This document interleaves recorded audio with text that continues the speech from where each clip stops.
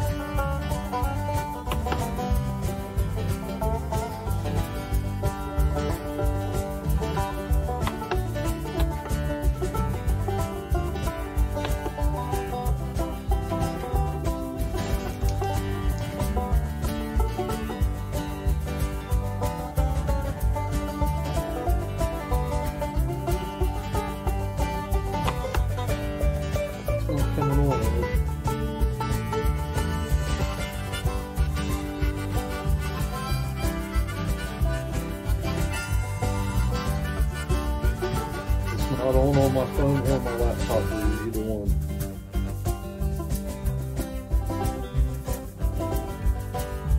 Okay.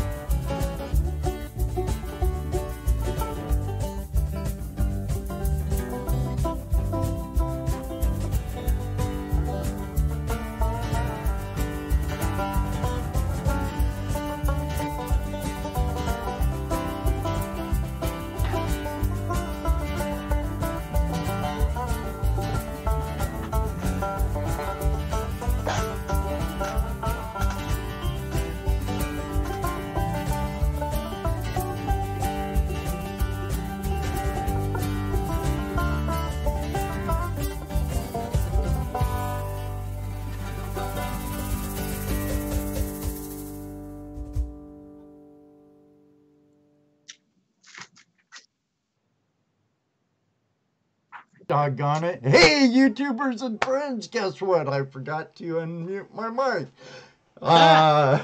We got a really good show today. We have the return visit of our friend Jeff Williams.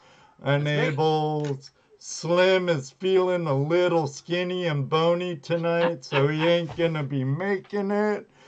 But you know, it's gonna be a good show. So you know what Jeff says. Yeah, so come on. Let's go.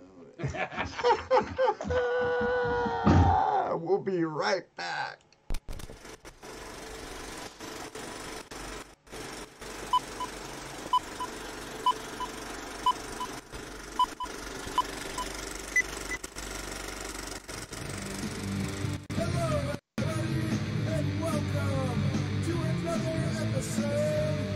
Tuesday Night Hangout Live. Tuesday Night Hangout Live. Tuesday Night Hangout Live. Tuesday Night Hangout Live. With your hosts, Ed Fireman, Toledo and Jess, and Dano. Tuesday Night Hangout Live is a flashy on-demand production.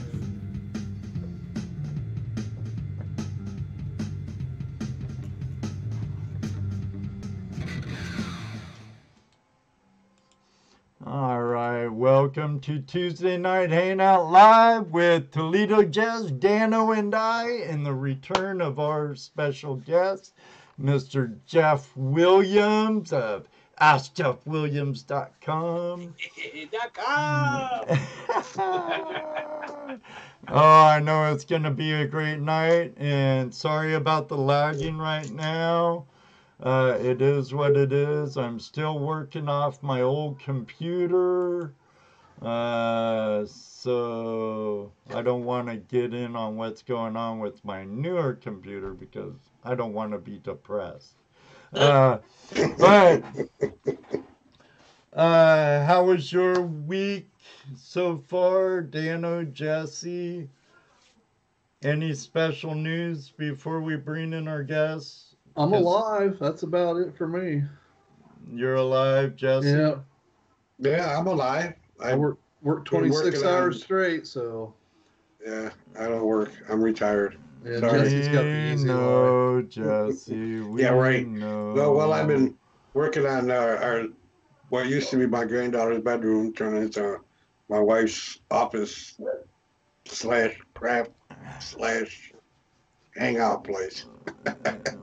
Oh, right on, right on. And but you did make a kind of a dungy, unwelcoming area for all newcomers, wasn't it? Down in the basement or something.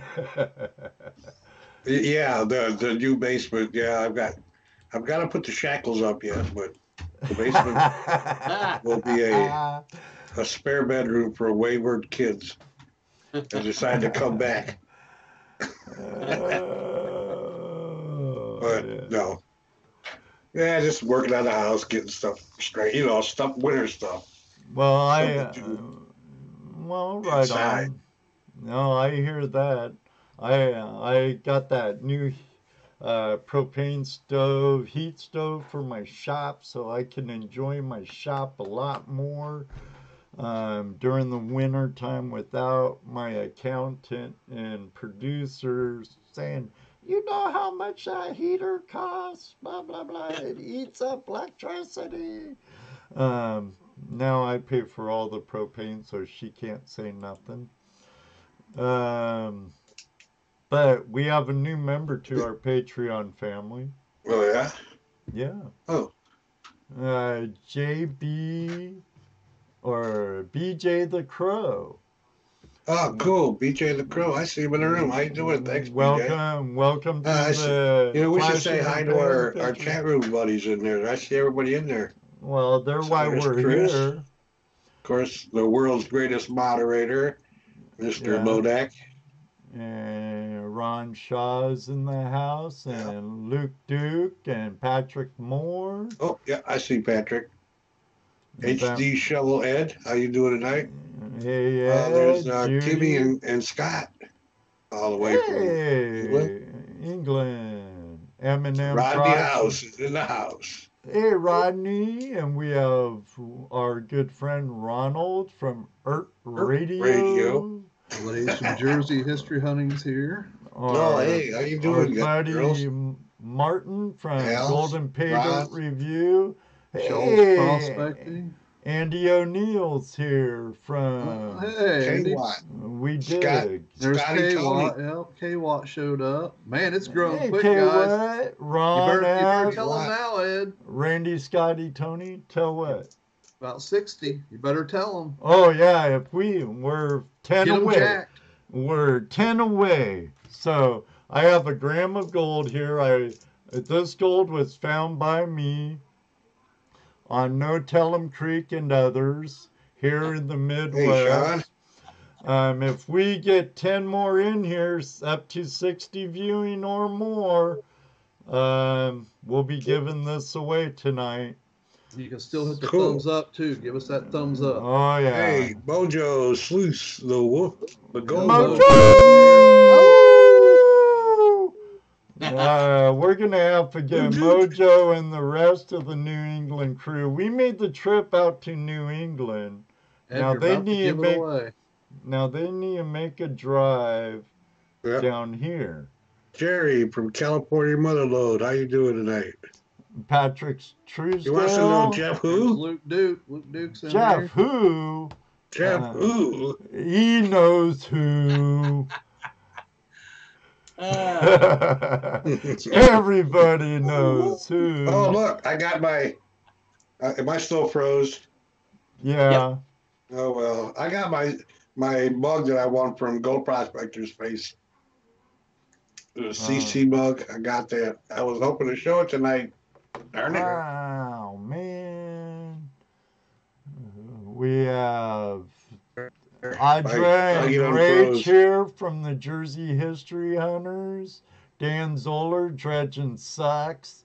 Mr. Dan Dredging Sucks Zoller. And we have Bob. Oh, yeah. Taz D, Tazzy. Oh, there's Outdoorsy Gal. Mike Outdoorsy Wolf, gal. Chrissy, Outdoorsy Gal. All right. Our favorite hookers are here. Hook at and hook. That's right. AU rockin'. Jeff on the quick draw as well, he says. That's right. Mr. Jules, welcome. I don't think I've ever seen you here. Welcome. There's Martin from welcome. Golden Pater Drum Detect. Reviews. Yep. Villa. Drum Detect and David Villa. Hey, you said it right.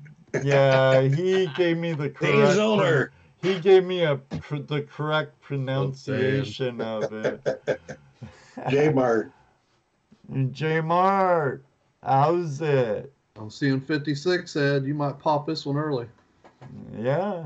I have 54 on my end. I see 56. Well, that's good. Get more out here. I should have said 70. There's Gold Fever Radio. Hey, Mr. Jack Tucker, how you doing, Jack? Yep. Jack and Lisa Tucker, how are you? Larry Englehart, how you doing tonight? Larry, thank you for joining us. And who's your hillbilly? Paul Wheeler, Robinson Prospecting. Sweet prospecting and mining. Yeah, it's busy place. Who's Paul your Wheeler, hillbilly? Billy. Eric Robinson Prospecting. Right on. Oops, sorry, Liz. Didn't mean to steal your line there. But Oh, yeah, there's Martin from Golden Patriot Review. How you doing, Martin? hey, see, Eminem we're Prospecting. getting close. Sean, Close to the see, soil. 59. Jim and Gina, one away. That's right, BJ. You dropped down to 58. Hey, Al, how you doing, oldies and goodies? One away. Excellent. Good to Oh, hear, we dropped Jack. one. I went back to 58. Oh, well. Robert Whaley. Whaley? Is Wally? there Whaley? a gram of gold or a half gram of gold mined by yours There's truly. oldies and goodies.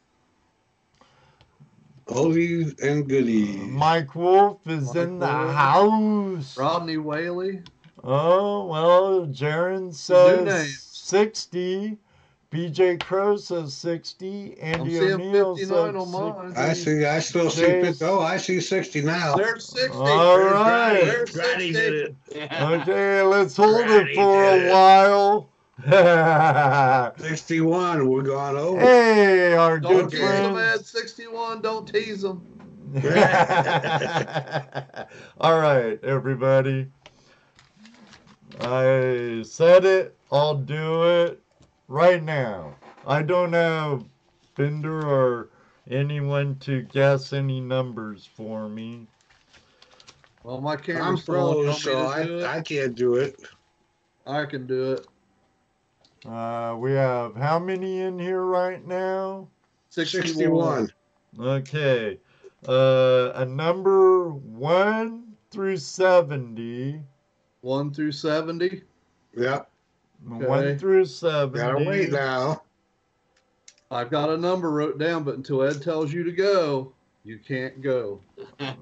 I wish 1 I through knew the 70. number. 1 through 70. Wait a No, second. Pioneer Polly. That's a little Pioneer bit too high. Polly Adams here.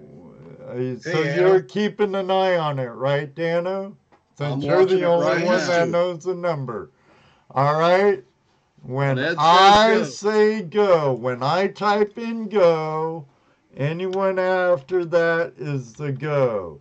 Numbers right here. Before it, okay, drum, chill. Whoopee! When Ed says go, you can start numbers. You're all starting way too early. Paying attention. You're gonna get. You're gonna They're, miss it. they're all doing numbers. I'm not going to do it till they stop Ed doing didn't numbers. say go yet, folks. Cut it off. Cut it off. Shh, cut. I still see numbers flying. Yep, you better quit. They get excited, you know. That's a little premature number. Oh my! Gee My, oh, my. whiz. They must not want it, Ed. I guess not. They won't stop enough times to tell me to say go. Even our moderators. He's probably egging them on. So Ed says go. There's no number that counts. There could have been a winner already, but you didn't wait. Yeah. Wait till I say go. See what I got to put up with, Jeff? Say when. Don't get bit by the snake.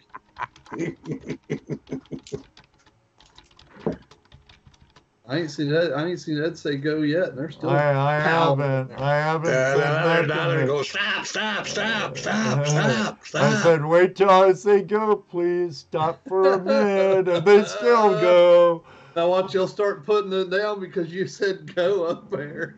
No, don't give them that idea. Oh. Stop! Wait! Stop! I got the number right here. I got the number. I need to better get onto live chat. They should have live chat as default. Oh, yeah. You know what? I don't have live chat on either. They should have live chat as default.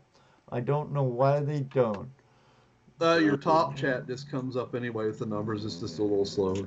Yeah. Gives you time to look. That's all I'm saying. All right. That's all I'm saying. Everybody, thank you. Please mellow Yes, thanks out. everybody. We have 69 in here now. We're doing a freaking Excellent. killer. Excellent. Thank you. Thank you all very much, Bennett.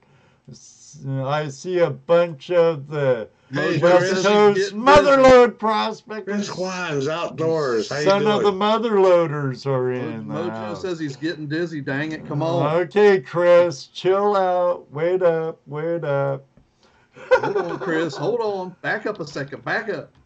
Ed's going to type in go as soon as he does barrage them numbers. That's right. As soon as I say go. Go! You got to type it in. I did. You just did. Go. 35. 35, 3, Yeah, I'm 36, 36, 33, 70, 33, 57, 70, 42, 57, 42, 69, 69, 33, 14, 12, 65, 42, 47, 59, 24. 2 W's. You weren't supposed to take over, Ed. It's going fast. And I'm in slow mode. See it yet, Dano? No.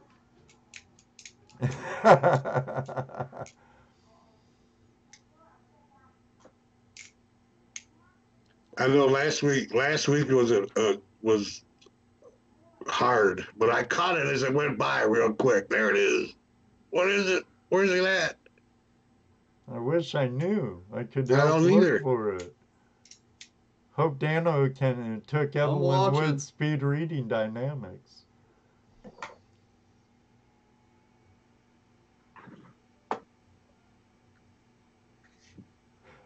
Wow. Not 79. We're only going to 70. 322 doesn't work. And I don't even know the number. 88 don't work either. Nope. Outdoorsy girl. 5150. Ha ha ha.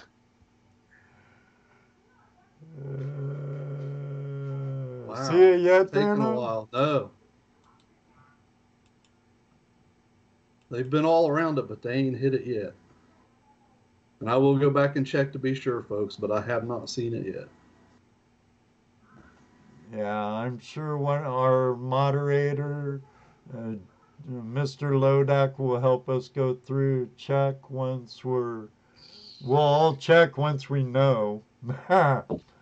Holy moly is right. Wow, I can't believe nobody's guessed it. Really? A couple of weeks ago, they were the first person that threw I'll their say number. it was there, yeah. Right. Boy, you guys are slacking this week. Man. I could have gone through every number by now. Polly.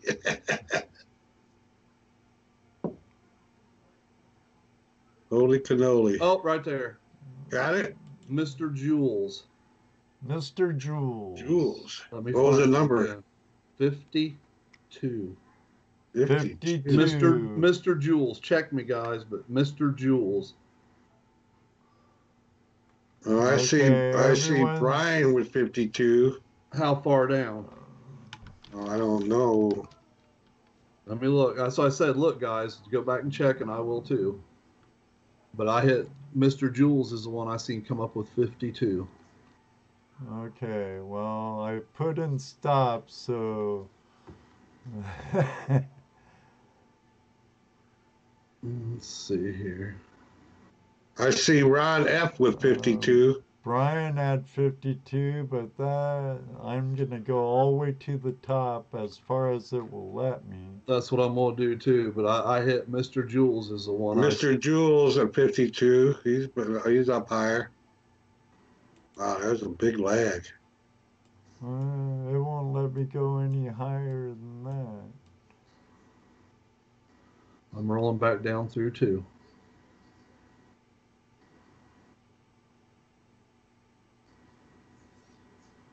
Holy moly. Yeah. Mr. Jules, I hit again. Do you guys see any different? It goes Tazzy Adventure, Scotty Tony, Rasta Man Now Ralph, I see and Mr. Jules. Ronald at 52. But Ron F or Ronald?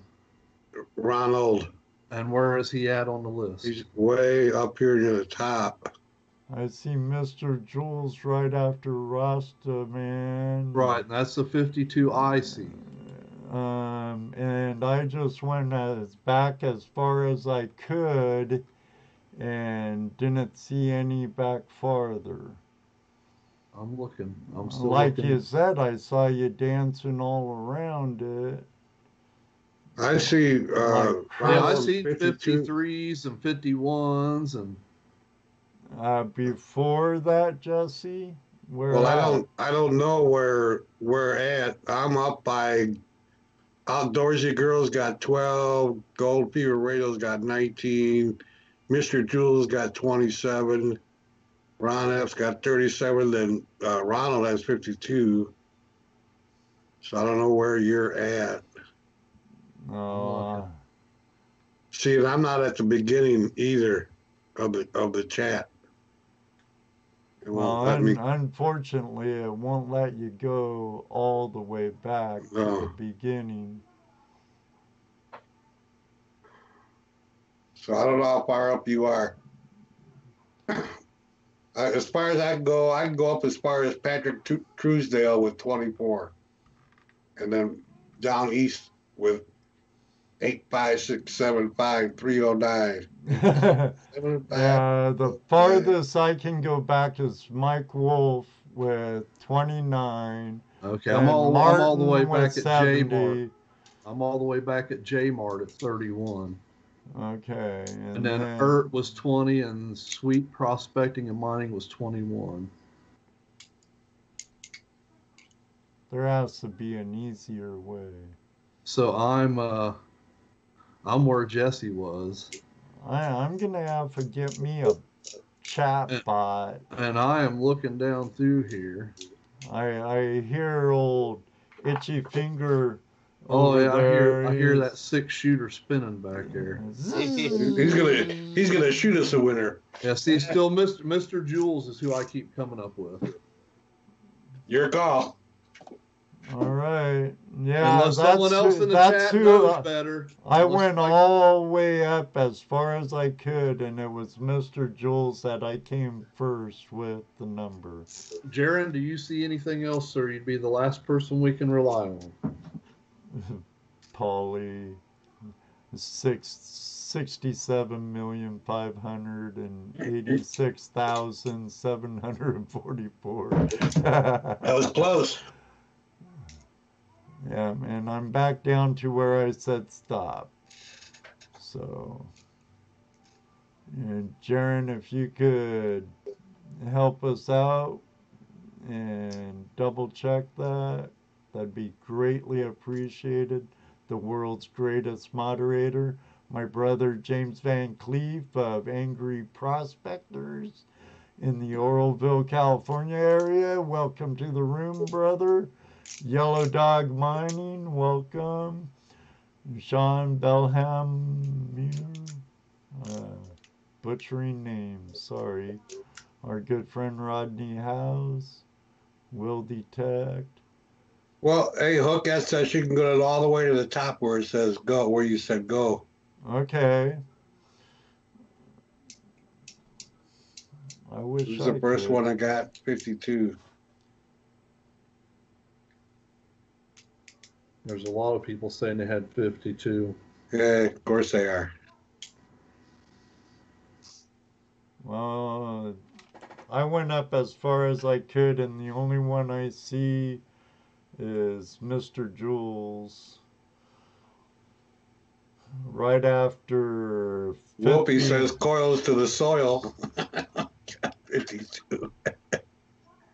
I don't know. Well, I know one thing. I'm going to see if Liz will help me with the bot. That way a chat bot does it. You know, you say enter like question mark enter /1 or whatever you tell it to, right? And thank you, everyone. We have 75 viewers and listeners in the house tonight. Thank you very much. Excellent, excellent. Well, okay, Mr. Jules. Send me your address, mailing address to flashinyourpan@gmail.com. And that's why you like coming here, David. For the pure confusion of it all. I came up with Mr. Jules. Dano came up with Mr. Jules. So, didn't Jesse too? Didn't I have 52? No, I came up with a few different people, and so I let Dano make the call. I rolled back to everybody before him, and I didn't see a 52. I seen 53s, 51s, 50s. And Mrs. Hookette hasn't come back and said anything different. Drum says Ronald Trover. Well, they said, what was it? Wendy Williams, too? Ert Radio has the first 52. Ert Radio has it by Jack Tucker. Luke said the same thing. Luke says that Ert had it. Ert Radio, yeah, Drum Detect also. I'm 52 too, Bob Dip. I'm too damn old. What I miss? I'm way beyond 52. I wish I was. Drum Detect says it was Ert too. Yeah. Divide up the half gram, they say. Cut it in half. I'll tell you what. What? I'll send a 16-inch or a 6-inch dream mat to one of them. Whoever you decide gets the gold, going gets the mat.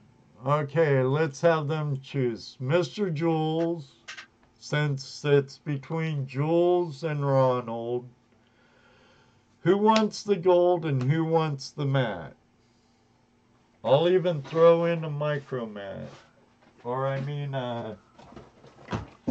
I'll even throw in a pocket sluice. So. Oh, nice. Man. Just because of the confusion. I split it up between all the 52s. Take a half gram bar and cut if we it do up. that, we choose. We pick who gets what then.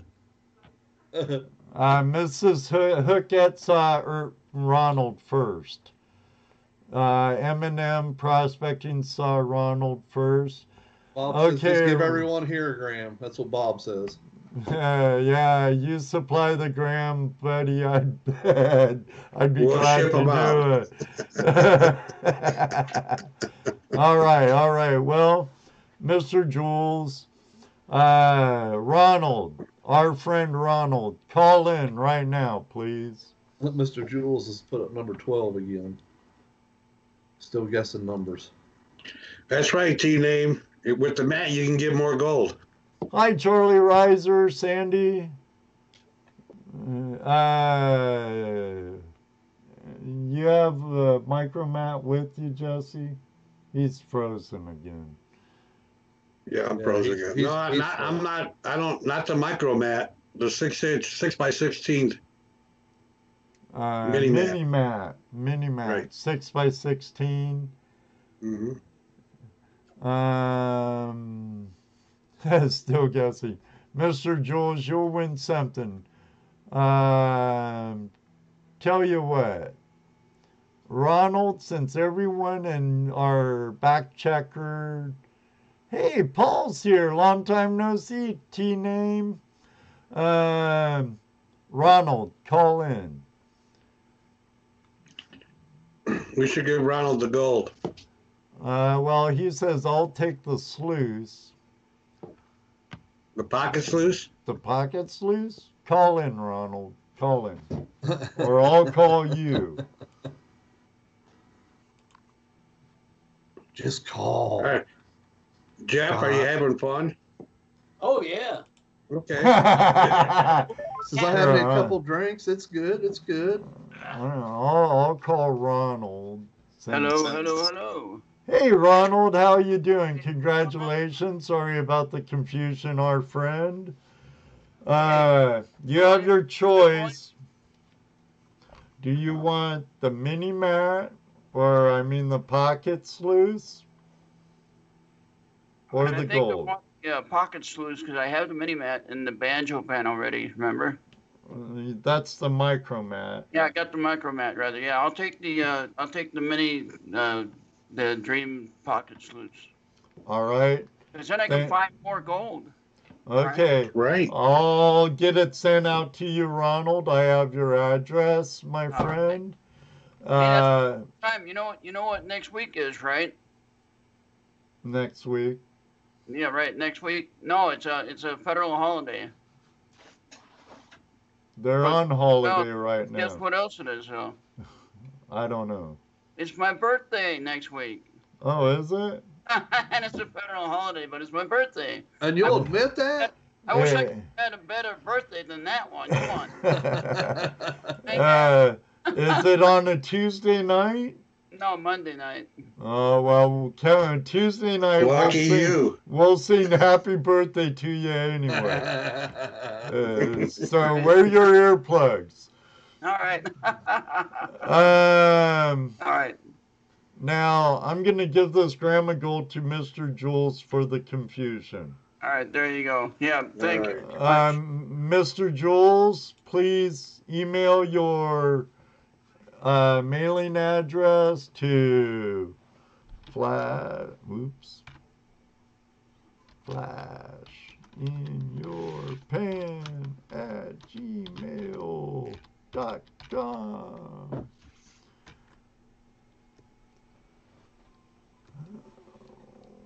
Later, Polly. Now, Ron Shaw is being erg about something. It's all confusion. That's what. Well, they really need to realize how fast the chat moves.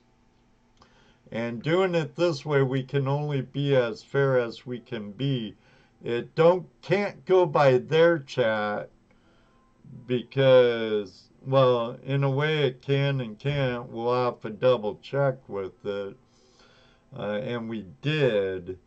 And we did it the most honest way we could. I'm going to get me a Nightbot to work on stuff like that. Yeah. 20 people said that I was first and then Jules or whoever the other one was. Yeah.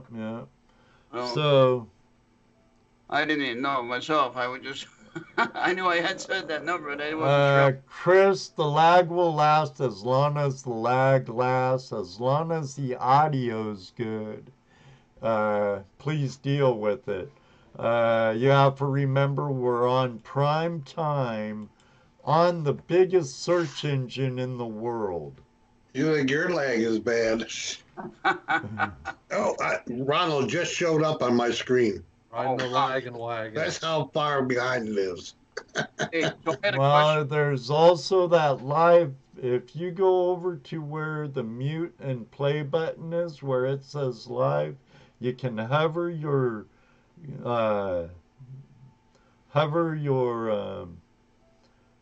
what they call that stupid arrow cursor over it, and if it becomes a little hand, you click on it, and it will bump you up to where we're at. To the live chat, right? No, the chat will always stay at real time. Okay. But you have to have it on live chat. It's the video. Well, even with all the buffering or the technology issue, I appreciate your show, Ed.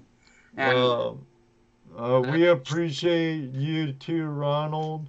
But Mr. Jules, send me your address, flashingyourpan@gmail.com. Ronald, I'll get this pocket sluice out to you by Prospectors Dream. Thank you. And now we'll get back to our guest who's been patiently waiting, spinning, getting his finger itchier by the second. Even shooting his gun in the studio there. Gun's been twirling. You got a guess? Yes, he did. I had a question for Jeff, though, really. Oh, okay. Well, we might as well start now. Phone We'll lines get are back to you in a open. minute then, Ronald, all right? Let's get Jeff out. All right. Yeah. All right, just hang on. Just stay Hello, put Jeff. for a minute. Hello? Hey, Jeff, how you doing? Oh, I'm doing okay. Hey, isn't it time for a commercial? Should have did that right away. We'll get to Oh, them. well. Hey, these giveaways can mess you up. It's all right. It's all right. I hope you all understand. Jack Tucker says, hello, Jeff Williams. Hello. Jack and Lisa. Yellow Dog Money says, I have questions for Jeff. Well, good. Let's get to it. Hey, Jeff, they've got questions for you. You want to go ahead and answer those for them? Yeah, sure. I don't know what they are, but go ahead and answer. Okay.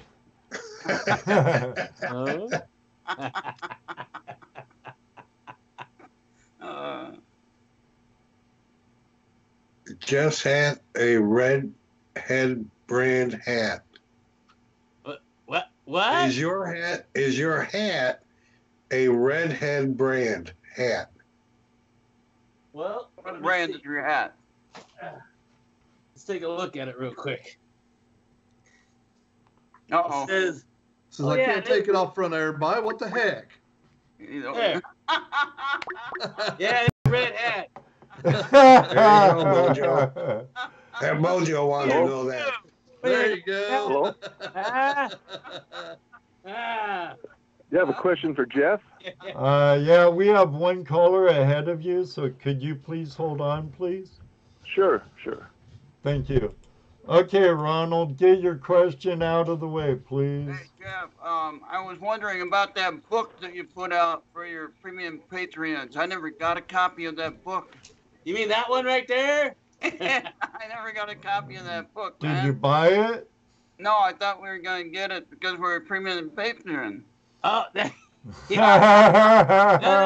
The book was made just for you guys. I had to buy mine, Ronald. Yes, I had to buy mine. They're exclusively for the patrons, but you have to buy it. Yeah, and we marked it down. Exclusively. We didn't make any money on that book.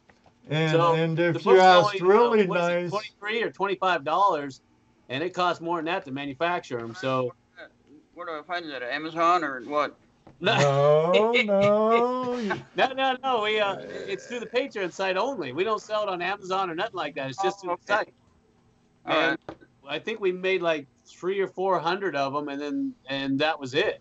And they're gone already, right? Oh yeah, they went a long time ago. They've been like hotcakes. That's what I tell people. When we come out with something, you really got to be quick because we usually, especially if it's for our premium patrons, it's for you guys only. We only have a limited amount. If we get enough requests, we'll go ahead and ask the publisher to print some more. So it's just you have to buy them in large bulk quantities. So it's not like I can go down there and say, "Can you give me 10 there, Charlie?" Yeah, sure. It'll just cost you $1,000. Right. Tell you what, Ronald, I'll sell you my copy, but it's autographed to flash in your pan, and it costs you $1,000. Oh, Yeah, my each one is hand That's autographed by me fair. and Slim. That's fair. Yeah, Lila and Slim, Hey, signed by all three. $39.95. Right. Yeah, definitely. I'll give you a break. $999. There you go. I think I'll pass on that one. But wait, there's Oh, wait, there's more. That's right. All right. Well, thank you, Jeff. Thank you for everything you do. And say hi to the wife. I and certainly will. I appreciate it. Say hi to Slim, too. And Nevada Jack, too. Yeah, grumpy old Nevada Jack. I like that one little ad you did with the big nugget. You know, when you walked into the museum, you're talking about Jack was looking at the gold nugget, the big gold nugget. And he's Oh, going, yeah, the hand of fate. At the casino, yeah. Yeah, he was mesmerized by that. Did you hear him? Yeah. I'm like, come on, snap out of it, boy. That's what gold fever will do to you. And we will we'll see you out there in the desert. Yep, you will see me out there. All right. Yeah. All right. Hey, thank you for the call. And Thanks for calling in, Ronald. All right. Thank you, Jess and Dano. All right. I'll get that sluice out to you, Ronald. All right. Thank you. Thank you. You're later. welcome, I'll buddy. let the next call come in. Bye. Yeah, we have one stacked up behind you. Hello? Hello, Hello, caller. right What's there. your name and where are you calling from? Yeah, I'm Larry Englehart, Menifee, California. Oh, Larry, how you doing? Thank you for joining us. Yeah, thanks for having me. How you doing, Jeff? How you doing, Larry? Long time no see. Where the heck you been hiding, boy? Just been around the other side of the cactus watching you. We were in your neck of the woods last week. We were up there in Light Up Creek. Oh, you were? Yeah. Well, let me know next time you're coming. Yeah, well, I didn't even know. My wife kidnapped me and said, "You're coming with me, boy, whether you like it or not." Next thing I know, she's helping me round up some gold. So we were up in the north. Did you see Chris up there? Huh? Did you see Chris up there? We stopped by, but he wasn't home. And then I gave a big shout out to him, and then of course Max Berry too. So. All right.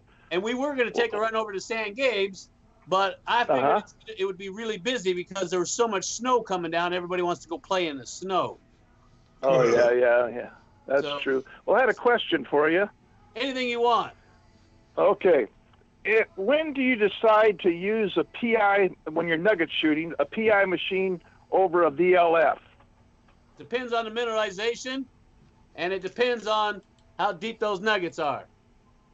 Okay. So, VLFs are great for surface gold, and if there's not a lot of heavy iron or mineralization in the soil, then they're perfect. But if you start encountering tons of hot rocks and a lot of iron in the soil, then I'd switch over to a PI. And of course, PI uses different technology, and it's going to go down a lot deeper.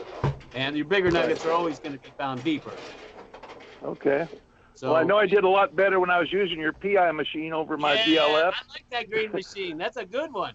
And then the next step up from that would be the SDC 2300 and the GPX series. Then of course the GPZ. Everybody knows that's on the top of the list.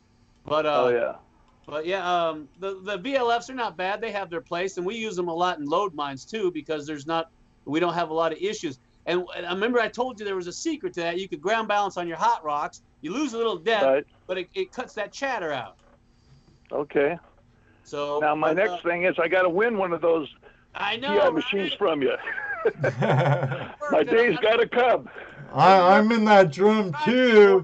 In for the year, and like if you remember the videos, I said we're going to do some sub prizes for Slim's Reward because people were saying, hey, there's so many names.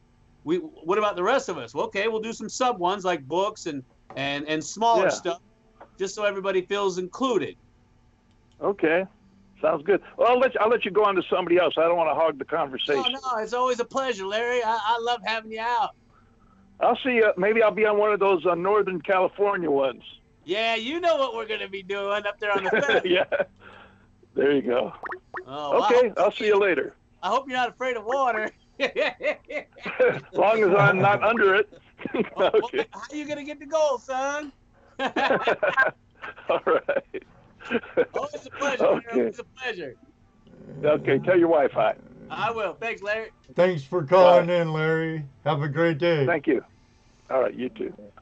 We have another caller on the line, Jeff. Hello, caller. What's your name? Where are you calling from?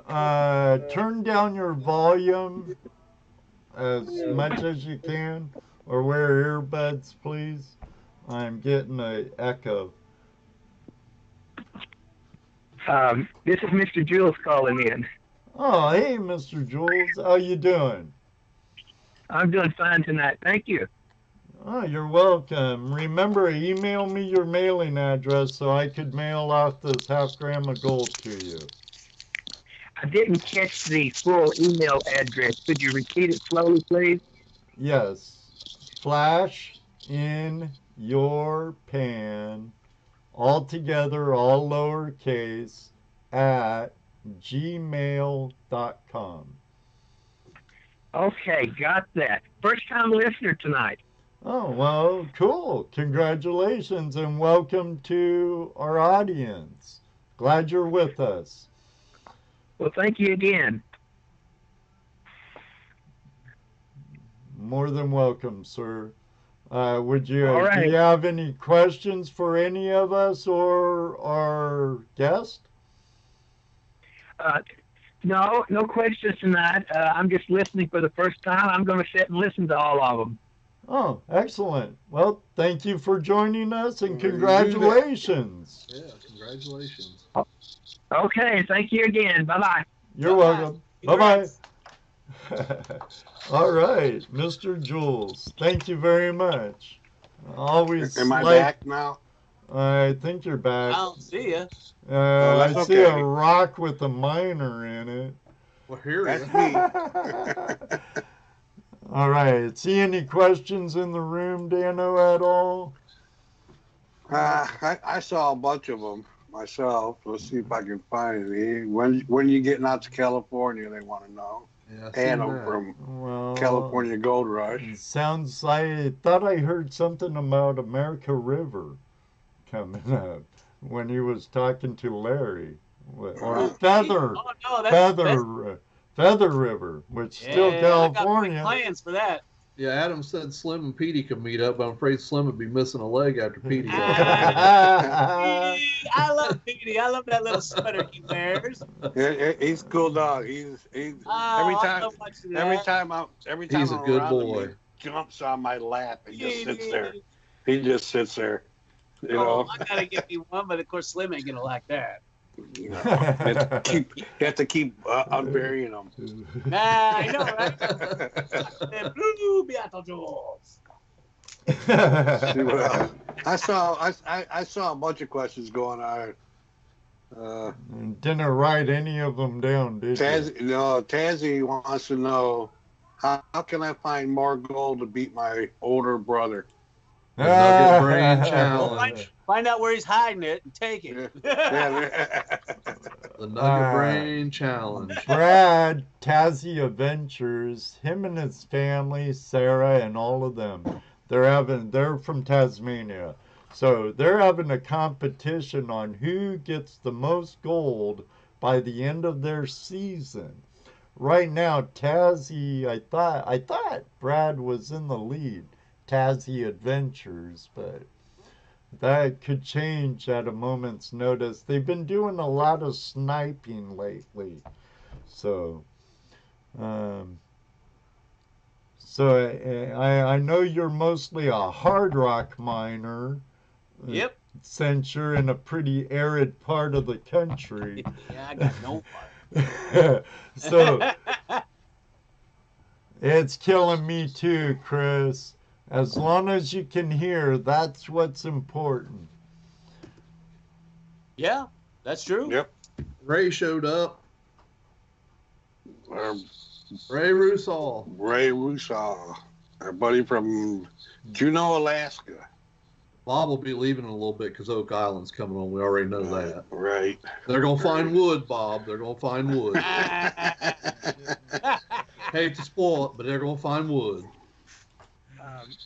So I've been.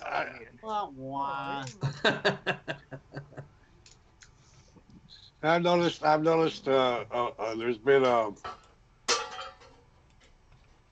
an influx of people going out and living the dream. Actually, doing what the 49ers did back then. You know, you got a group of guys going out. What kind of advice can you give these guys? There's a group that I just started following on Facebook called the Greenhorns, and they are greenhorns.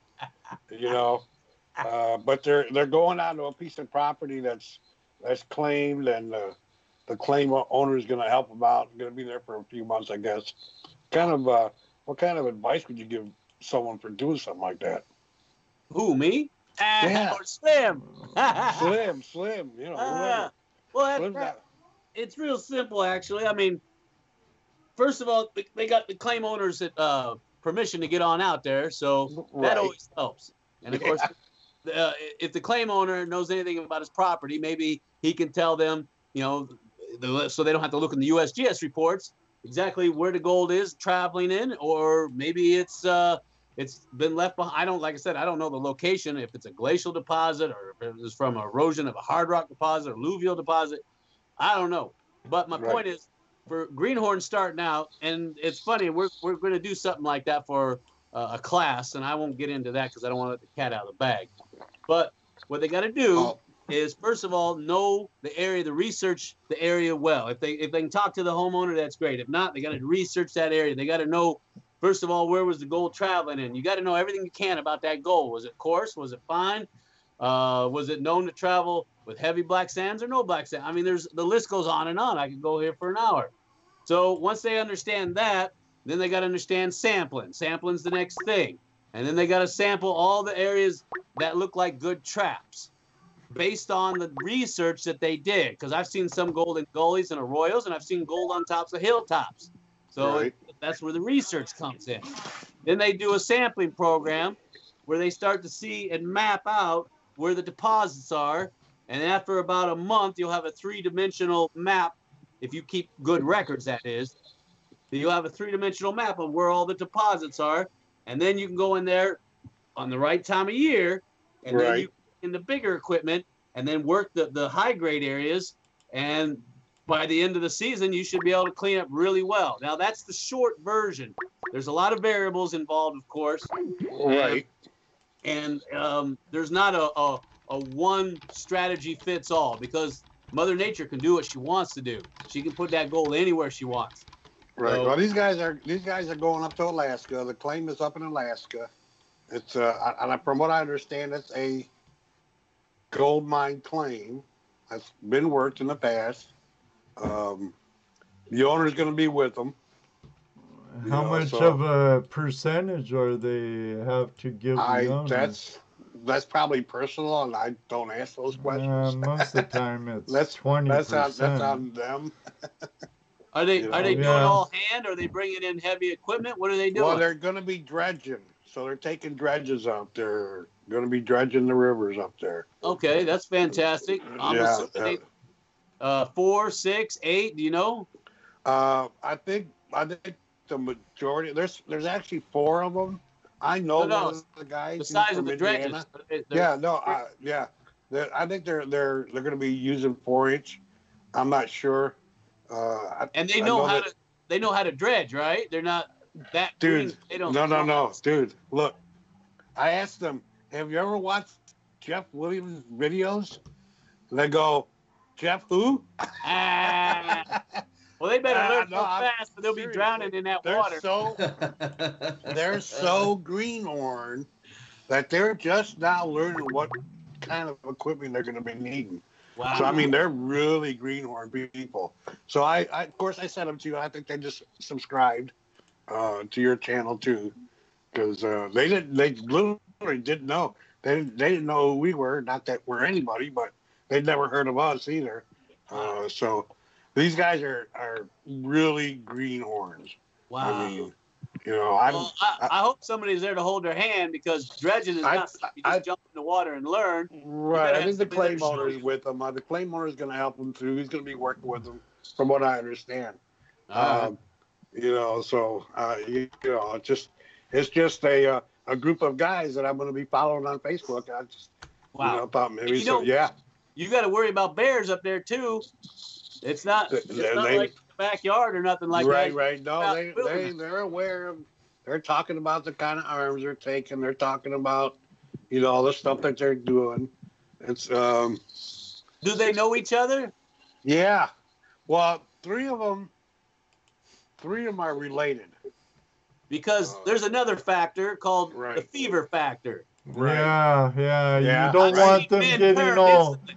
Sierra Madre on each other. Exactly.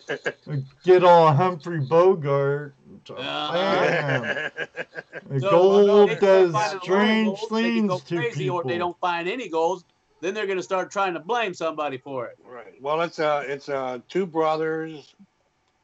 I think it's two brothers, a dad or father-in-law, and the guy I know from Indiana, and I believe there's maybe one more.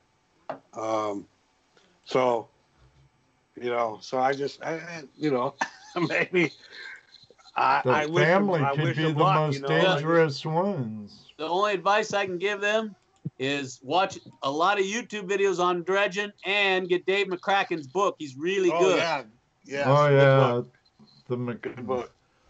the Mac. Yeah. Yep. Gold mining in the 21st century. It's a really It's good good book. It covers dredging a lot. Yeah. He's yeah. So I would do a crash course on those things before I even step foot off the plane. Well, they seem to be doing their research from what from just chatting with them a little bit here and there and commenting on some of their posts. They seem to be doing their research, but hey, you know, it just to me that would be scary. I'm sure it is. Yeah, I think I would for practice everybody. in the swimming pool first. Right. Yeah. See, and I don't know how much actual experience they have.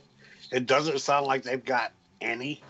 Well, if they have no experience even in snorkeling and none at all in scuba, that would help a lot if they had some type of experience. I know Paul just got done being certified in open water. So they're taking their classes. These guys are spending some bucks, man. Okay, well, they need to be prepared, and they're all military, right? Right, that's the other thing. They're all vets. Very good. Military vets. So, I don't think that's going to be a problem as far as survival and stuff like that. Right. Or coordination. Right. But their knowledge of prospecting is very, very limited. Okay. Now that you're done, Jesse, we have another caller on the line. Cool. Hello, caller. Thanks for waiting. What's your name? Where are you calling from? How's it going? It's Adam, California Gold Rush. Hey, Adam. How you doing, Hey, how are you, Adam? Hey, how's it going? Hey. Relax, Petey. Petey wants to know Slim J. I tried telling him he's not there, but.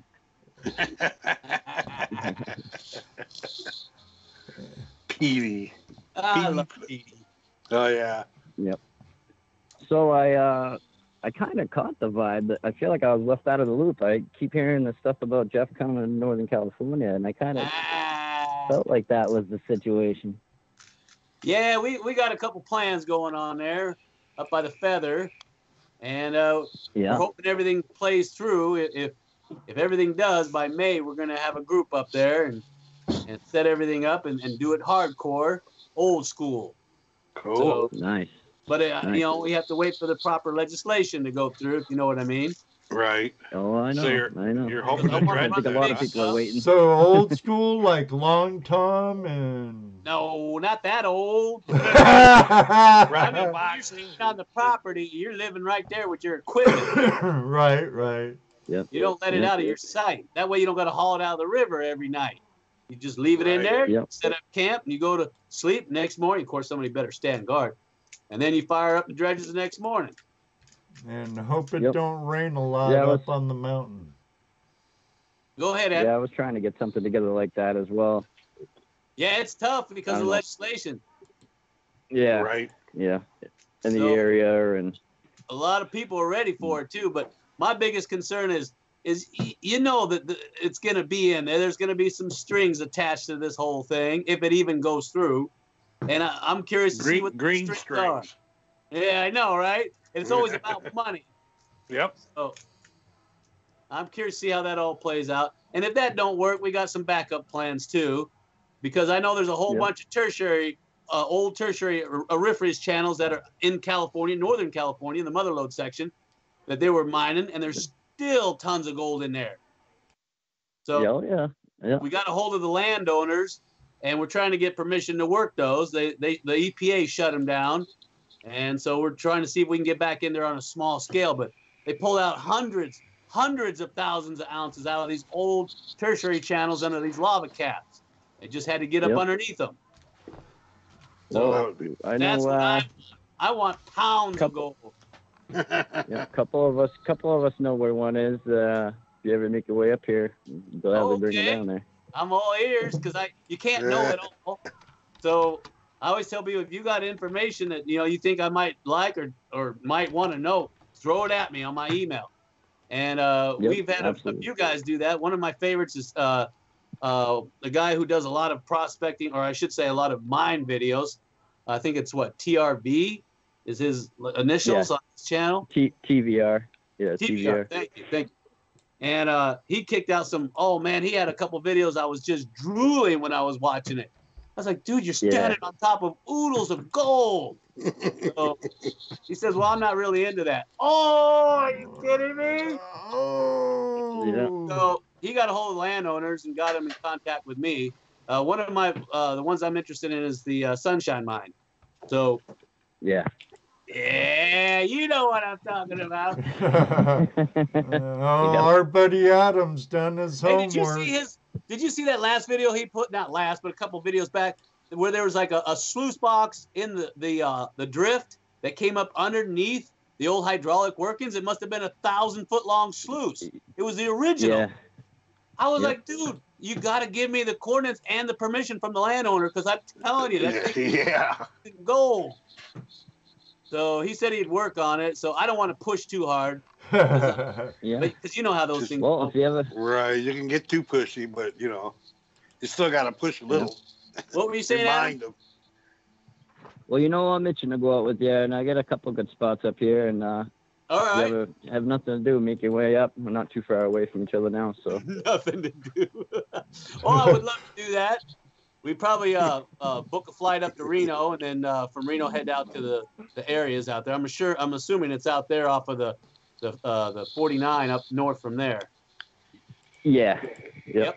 That's where all the good stuff is. Right off 40. Yeah. Well, then I'm going to work on getting up there, because I've seen a lot of your videos. I really like what you do too, and I want to meet Petey. I love that little boy. I tell you, Petey's a cool pooch, man. Yes, he is. Adam's a pretty cool guy too.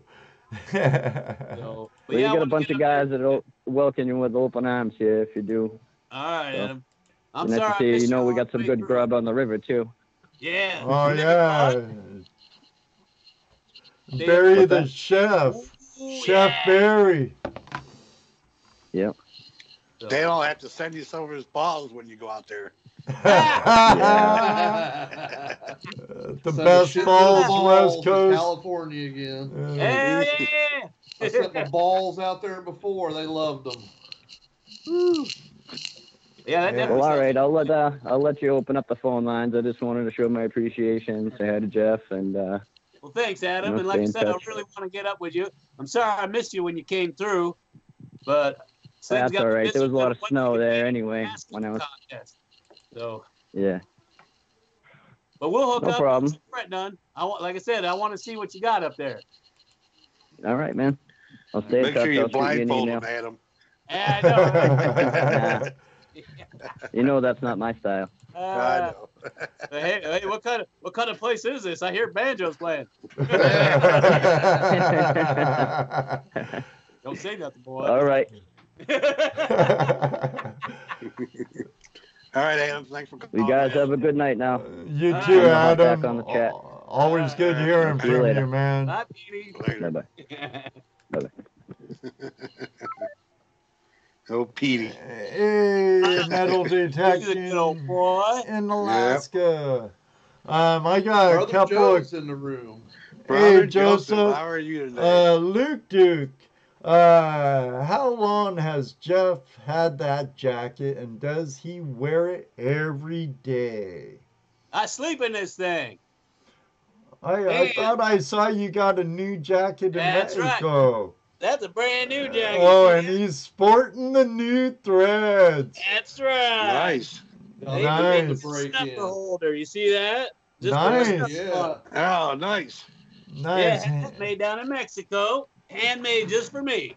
Excellent. Excellent. Yeah, I love it. Yeah, the old one was falling apart and smelling bad. Oh, yeah. I saw in some of your latest videos, the arm was all torn out. Yep.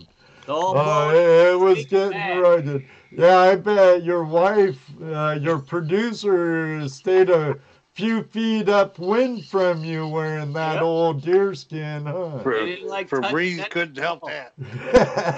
I've had that for what, 10, 15 years now. Wow. I bet you there's a bunch of gold in it too. I'm gonna pan it out one of these days. Now, are you gonna frame it and put it in your Hall of Fame? Yep, we're gonna frame that thing up in a case because it's been everywhere. So excellent. Yep, I'm not getting rid of it. I love that thing. BJ the Crow, please ask Jeff if he has.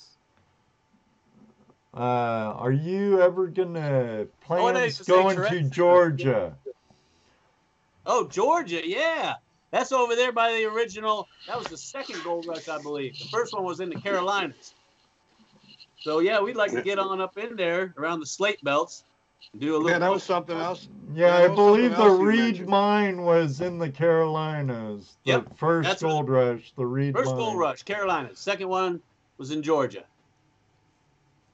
And the third one, of course, third one. But yeah, tell them I'm working on getting out there. I've been out there before. I've been through Georgia, Birmingham, Alabama, through Louisiana, Mississippi, all the way through the whole Bible Belt. Been all through there. Then I remember you said something about on GPS that you were planning on trying to visit more areas here on the east of the Mississippi. Yeah, that would be really cool. You know, it's a different type of mining. Exactly. Prospecting. The slate belts are somewhat similar to California, but they're different because the deposition is a little different. And then, like you said, when you get down to Georgia, you got your deposition down there is different too than what you get in Nevada and California and Arizona. Right. So I think it'd be important to get out there, and then of course we've been all up through around New York and those areas trying to show people that there's a little bit of gold there. But I wouldn't open my mouth because you got to give it to the king. Yeah, New York owns all mineral rights. Yeah. I saw the video where you did some prospecting in a cemetery there where you saw some old gravel. That's dedicated right there. I tell you what, we saw them digging up a cemetery to put. I guess they were getting ready to put some caskets in or something, and I saw a big old pile of river rock sitting there. And I'm like, oh, and I know that it was over by Prospect Avenue over in the Brooklyn area. Right. And I thought, ooh, I know they got gold over here. So you should have seen the look on that boy's face when I told him, hey, can I get in there, take some of that dirt out of that hole? He's like, what do you want it for? I said, oh, I want to pan it to see if there's any gold in it. Next time you go to New York, check out a cemetery in Tarrytown. It's the same cemetery that the legend of the author of Sleepy Hollow is buried in. Oh yeah. There's a creek running through there in the bridge and all that. Right. Maybe you could snoop around in there. It looks like a really cool cemetery too. Right. I'd like to do that. Well, of course, you know, we gotta invite you to Gold Rush days here in Ohio. Oh, yeah. Every Labor Day weekend. It'd be a lot of fun. Every Labor Day weekend. Check out how we prospect for gold here. The glacial. Yeah, that glacial gold. Right. Fly poop. Yeah, I know, right? Trying to get in the till of the moraines. And so outwash. Well, I tell you, if we can find gold here, we can find gold anywhere almost. Yeah, you got like that 200 minus gold. Oh yeah. Well, yeah. I don't know if it's as. I don't think it's as fine as like Ray Russa's gold up in the beach of Juneau, but that's like talcum powder. Yeah. That's you gotta have special that's to get that. floaty gold. Well, he dredges the beach out there. Yeah. He just sits there with his big old dredge. I think he's got a 6-inch, I believe. Yeah. He just the beach boxes. Oh yeah. He has a good old time doing it. Oh yeah, buddy. He moves some material, let me tell you. And that gold that he gets from that sand is just so fine. It's incredible. He's been ground to a pulp. Oh yeah. Well, and that's what he's working too. I think he's working. Isn't he working the tailings? I believe. They're old tailings from the old mines that were above Juneau. Yeah. Right. Juneau was huge. And they've washed down to the beach.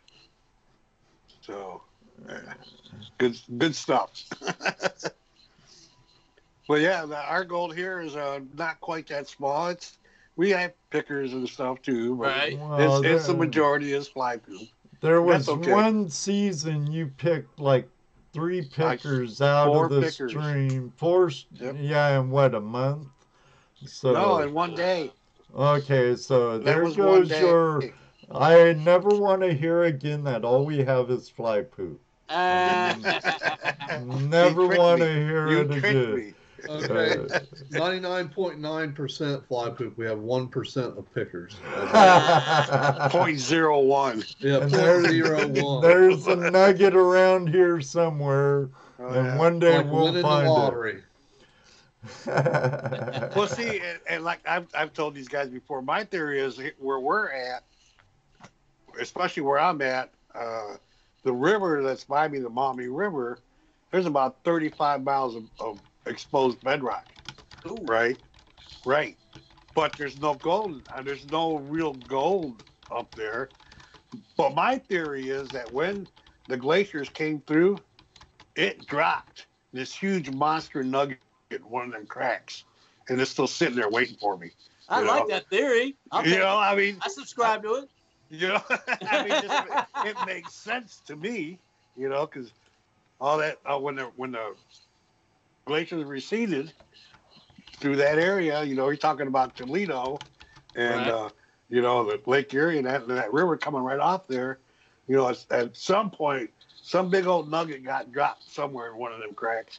I mean, there's a lot of cracks all up and down that river. It's all exposed. So, but all you find is lead and hooks. Okay. Because it's also the walleye run up that river. It's also a worldwide known area for walleye during the walleye run. You got fishermen for miles, arm elbow to arm, lined up shoulder on both to sides. shoulder, piercing each other's ears and cheeks. Yeah, it's so there's a lot of lead. Ooh. Whole lot of lead. That's gonna make it hard. Makes it real hard. Yeah. And then plus, and again, it's not like there's any real open land that you can just go onto. You can't dredge in the parks. Well, if they just let us dredge, we could get the lead out for them. We could help them out. Yeah, right. But you can use the park to enter the river. Right. Then you have to go up river or find a spot, and then you have to kind of be stealth because people don't like a lot of noise in their pretty little scenic river, and you know how that is. Yeah. But we can dredge 4 inches, so we could use up to a 4-inch dredge. That's not bad. No. And in Indiana, you can use up to a 5-inch. Oh, that's not bad. 5 should do the job. Oh yeah. I like a 6, but 5's good. Yeah, it'd be nice to use a 6, but you can use a 6 and downsize your nozzle to a 5. It doesn't have to be the whole hose. You can just downsize the nozzles. Got it. Where there's a will, there's a way, right? Yeah. Yeah, and our buddy Hook, Hookmeister's Prospecting and Outdoors, he's a dredging maniac.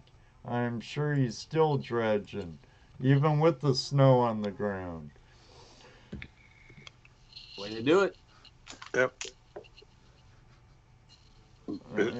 Dano, my brother said he never got any of your balls. Oh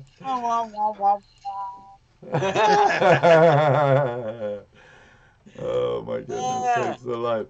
Well, I'll have to put him on the Christmas list, Ed. Next year, he'll get a big sack of my balls. Salty. Salty. Or who was it one night said sweaty?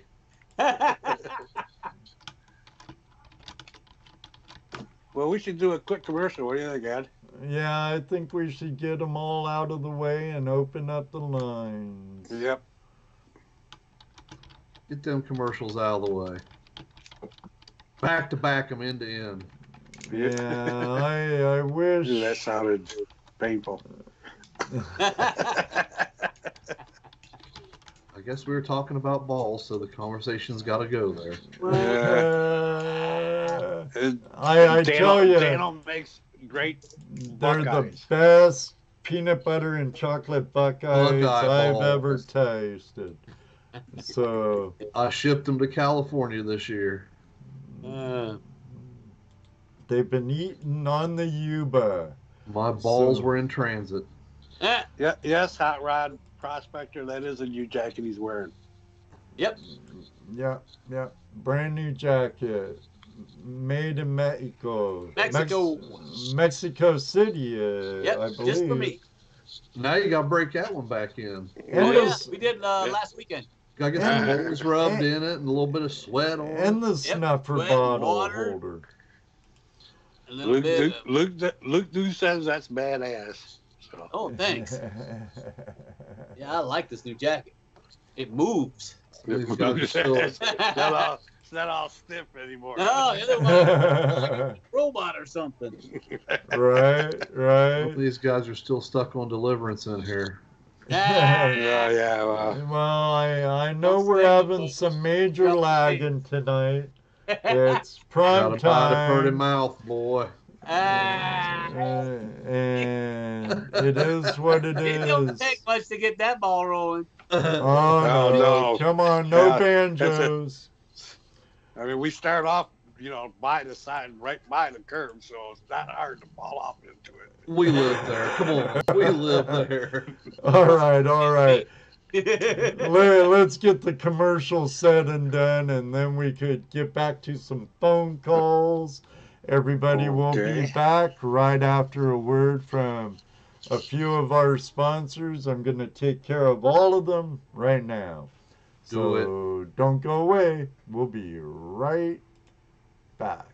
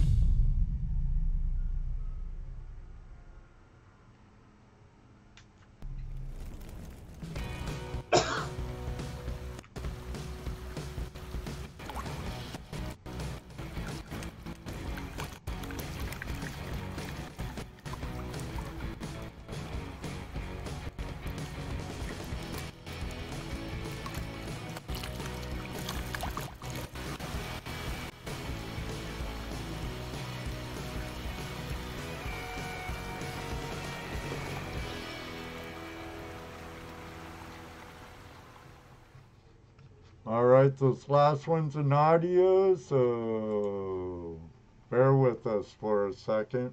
Hey, this is Michael from iPanForGold.com. You know, I love to receive emails and photos of the gold my friends recover from our painter, and they're not too shy to tell me about it either.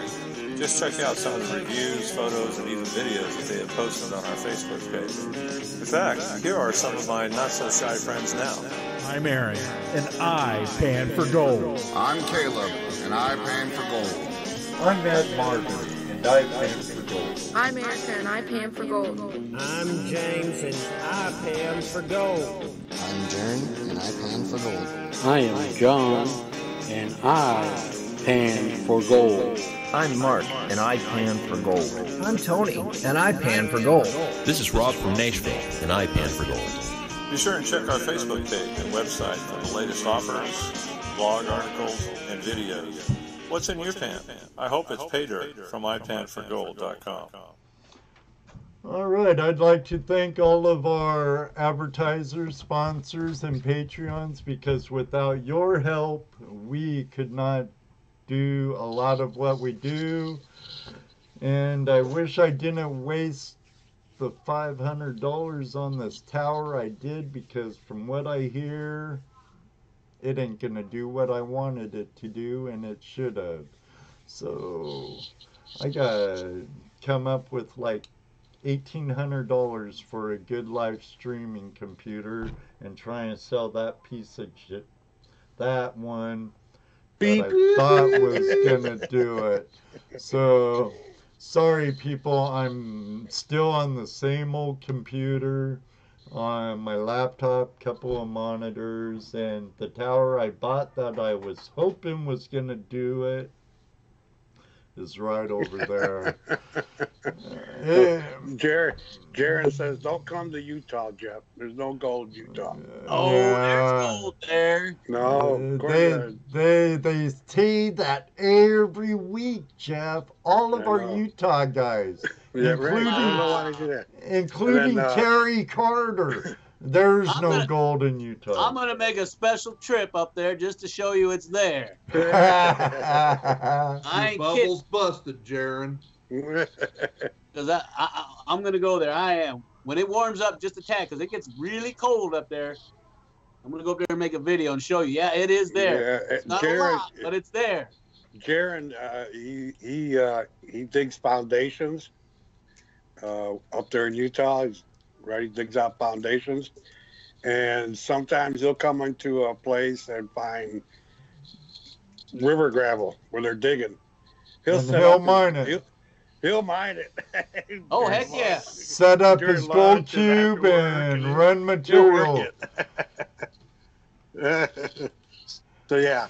And then our buddies from Vermont, Mojo, and Brother Joseph said, Dad, you come out there, they'll hook you up.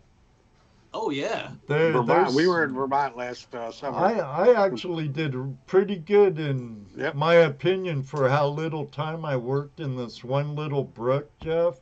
I pulled out 1.2 grams in like 4 hours. Wow, not too shabby. Nope. No. Nice area. Not too shabby. And, yeah. I know there's a guy up there named Yankee Jim. He likes to go up there and prospect a lot. He's found quite a bit of gold up there too. Well, our buddy here, Brian, an American gold prospector, he mines all up New England area. You Vermont, should have Maine. seen the nugget he pulled out of New Hampshire. Oh my. Oh. Yeah. We'll have to take a trip to Maine and New Hampshire where we could dredge, Jesse. Hang out with Brian for a bit. Brian and Mad Jack.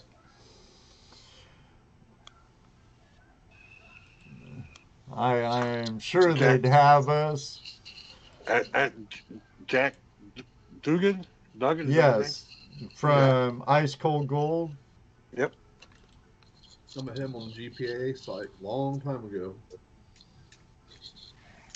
Yeah, you talked to him about coming on our show, him and Brian, when they were our guests. I remember, Dano. But let's get back to our guests. Let's open up the phone lines. That's a good idea. And Phone lines are open, friends, so give us a call. Now. Call now. Call now. Operators are waiting. It's not working. Hello? Hello? Hello? Is there anybody out there? Little dark side of the moon. Mm-hmm. Michael Catchum says, you know your snit and your fun. You and Slim are fun to watch. Oh, well, thank you so much. We have a good friend of ours of our channel and show on the line, our dredging bad Santa, all the way from Juneau, Alaska, YouTuber extraordinaire, Ray Russa. Hey, Ray. Oh. Ray. Hi, Ed. How you doing? Good, Ray. You, buddy? I'm doing good. I got a question for Mr. Jeff Williams, old underground man himself. That's me. Okay, now how in the world do you have the guts enough to sit there and driving at it when you know you're driving that dirt and there ain't no gold in it, but you think there's gold behind that wall? How do I have the guts to do that? Driving in at it, you know, when you're trying to drive in at it, but there ain't no ore there. Oh, or not enough to pay for it. I got you. Well, there's certain. We've been over this before on another one, but you're looking for telltale signs in the strata, and that'll tell you if there might be something in another direction. Now, I'm going to give you a little secret about that and let you in on it. Is that don't tell nobody, Ray? Is that we know of other areas that are close to that, where we're at. And what we're doing is we're trying to chase along where they were at. And so we're hoping we don't accidentally bump into their old claims or their old mines. So I know that there's another drift mine not far from where we're at.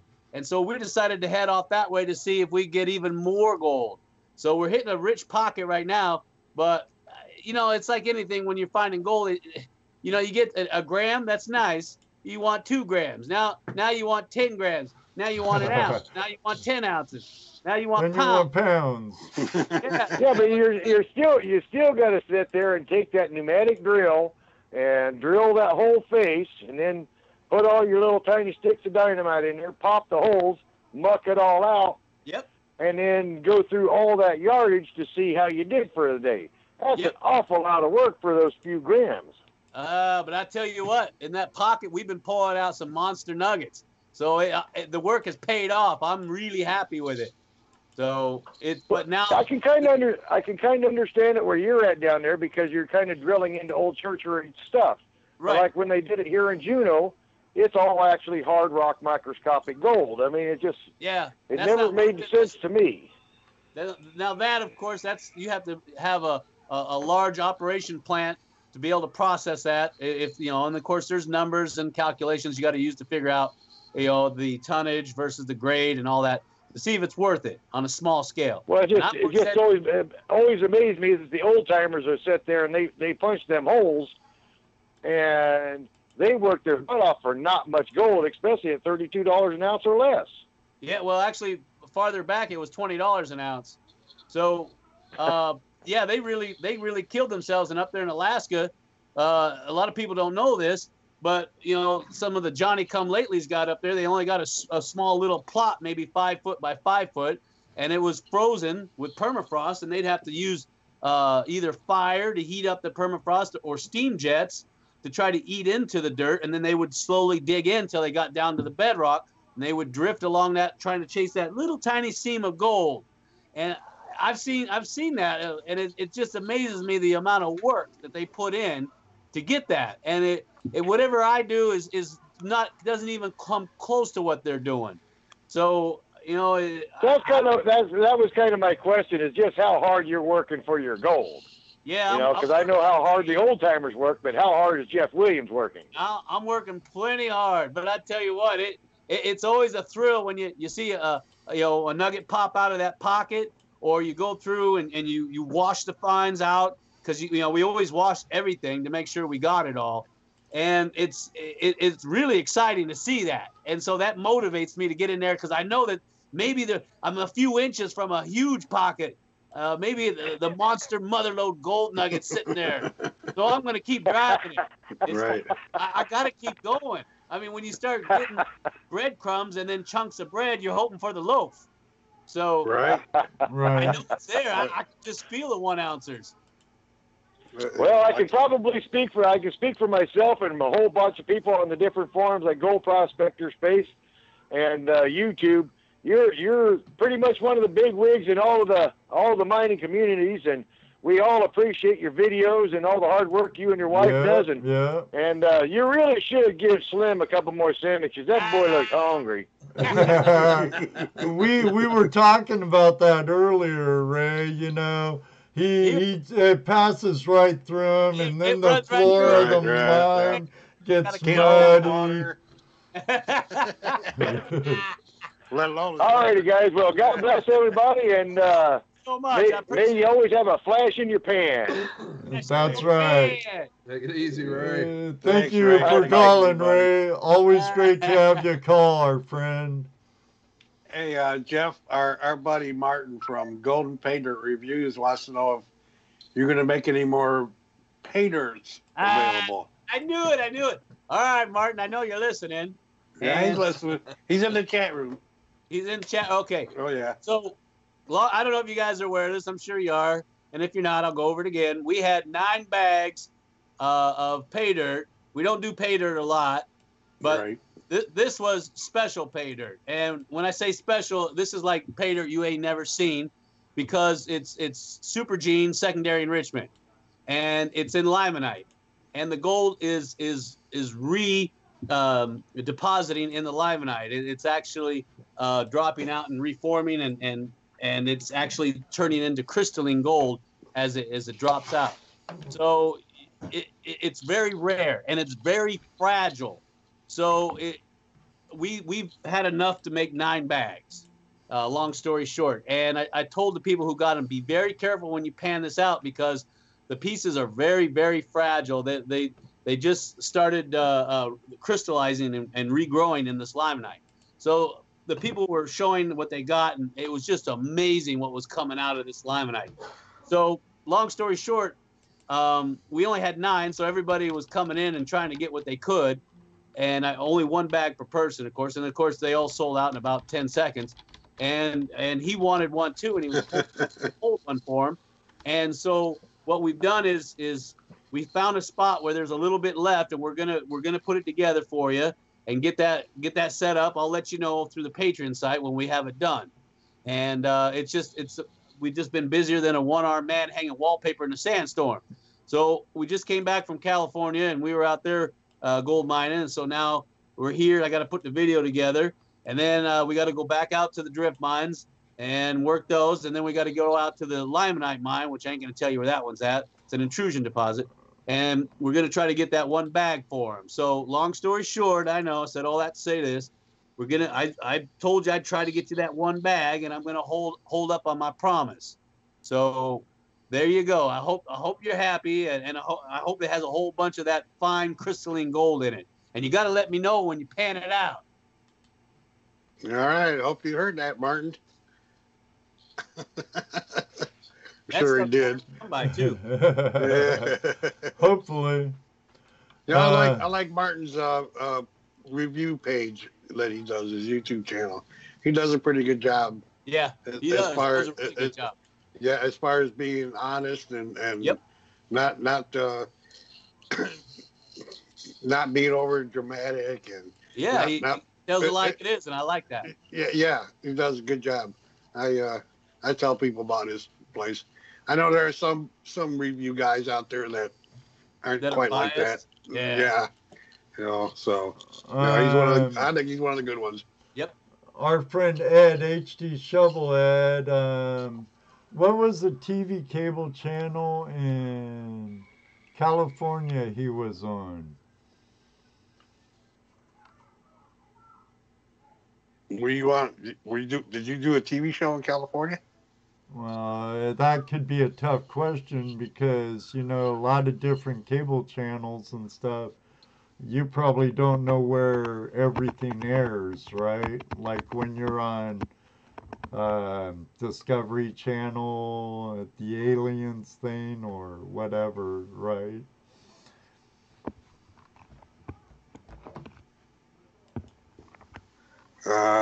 Can you hear us, Jeff? Yeah, I can hear you now. Oh, okay. Did you get that question?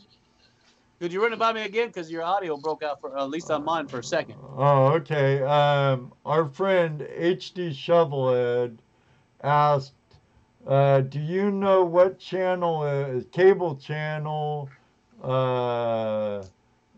were on in California? Oh, yeah, that was Ancient Aliens, and it was the episode was Forged by the Gods, and they wanted me on there to talk about certain things, and so I did. I gave them my honest opinion, and I guess they liked it, and they put it out there. But the episodes, you can see it on YouTube, Forged by the Gods. You were on another episode also.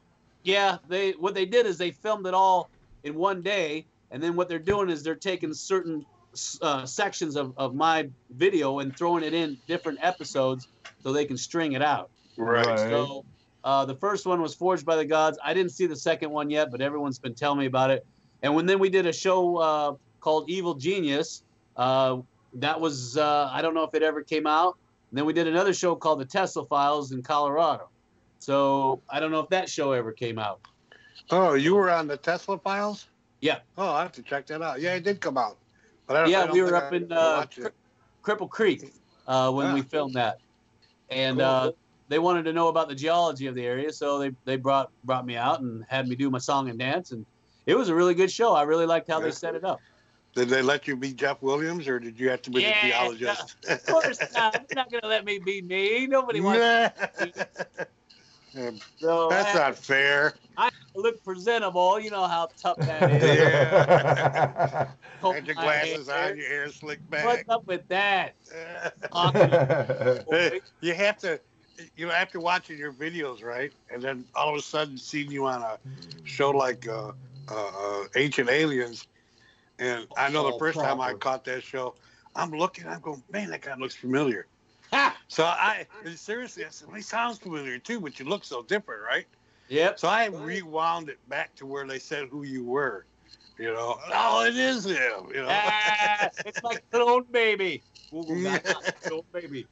So I told him, I said, can I bring my leather, my hat? No. I'm like, oh, you're kidding me. I said, that's not fair because the other guy on the show, he doesn't comb his hair at all. So what's up with that? I think his hair is combed. It's combed. I hate to see uncombed. So did you meet any of those guys? No, they shoot everything separate in a different studio, and then they piece it all together. Right. It's called editing. I met two other people that were on the show, and they were like me. They just came on as a official opinion or whatever. Right. And I didn't really know them. I never seen them before, and then they just asked me about a million questions for all day long. I thought I was, going to have a brain drain there because I was like, I can't answer any more questions. So they probably hit on a lot of different topics then, right? Oh yeah, they gave me a list of topics they were going to cover. There was 24 of them. Yeah. And I had to know each one in depth. I mean, all the way. Yeah. Some of it I was like, I'm not really sure about. I've heard a little bit about this one, like the natural nuclear reactor in Russia. That's supposed to be 12 million years old, but I don't know the details of the fusion and how it works. So they said, well, you better learn how that works. Didn't they have you check out a physicist? Didn't they have you check out a piece of metal too? Yeah, they wanted to know how the ancient Egyptians from that time were able to make a dagger out of a meteorite. Because there's a lot of nickel in that metal, and it's very brittle. It's hard to fabricate that kind of thing. It can be done, but you gotta have high temperatures, and you sometimes you have to add alloys to it. So they wanted. Yeah, that was in King Tut's. Yep, tomb. That was the dagger that was found in King Tut's tomb. Right. and they noticed that it was different than the rest of the other daggers. And when they analyzed it, I guess they used the XRF on it, spectrometer. They found out that it was made out of a meteorite because of the high iron nickel content. So, and then they realized it was a meteorite, and they want to know how the heck did they forge it. So I told them how. So, and the rest is history. The rest is ancient aliens. Well, we have a caller. Hey, John, how you doing, buddy? Doing great. How's everybody this evening? How's everybody tonight? Howdy, John. I'm doing pretty good, but I wish it wasn't lagging so much. But hey, as long as the audio's doing all right, I'm happy. Right. Yeah. I just wanted to call in and say howdy to everybody, and say a big howdy to old Jeff. Howdy! Yee-haw! Hey, yeah. Yeah. That'll work. That'll get your blood pumping, won't it, boy? Yeah. Oh, yeah. On your little photo contest, I guess my photo didn't quite make it. He got to you, but it didn't make it into the contest, but that's okay. Like I say, it was all good and fun. Oh, me with that homemade guitar. Oh, your banjo. Your banjo band. Yeah. Right. So here's what we're going to do. You send that photo in to our email. You got my email, and we're going to send you out something special just for you. Because I remember when we got that photo, we were in Mexico City getting my jacket made, and I stuck it on my little laptop that I carry with me, and I tried pulling it out of there, and I couldn't find it for nothing. You're not the only one. There was another guy, too. So we sent him off. Oh, no. Yeah. Oh, there must have been mine in there, too. No, I'm just kidding. I said one. But the guy with the Sean who had the family pick, he just basically had a landslide win because those little kids on there, they melted everybody's heart, so they said they got to have that one. You send that pick in again, and like I said, send in your address. I got something special for you. All right, no problem. And when you get a chance, tell Slim I said hello. Yeah, he's like that. Nobody really talks to him anymore. That, and I hope he's still enjoying that coin I sent him. Yeah, he's loving that coin. He's got a whole bunch of things he's sitting on. He won't show me anymore. I'm afraid to dig his pants pocket, but I might find. Yeah, I sent him that old Roman coin because I figured he could have something as old as he is. Yeah, it's pretty hard to know. I'll tell you what, we greatly appreciate that. No problem. Yeah. Well, y'all have a great evening and keep finding that gold. It's wonderful. Yeah, keep finding the shiny. Yeah, the shiny. Yeah. All right. Have that shiny. Y'all take care.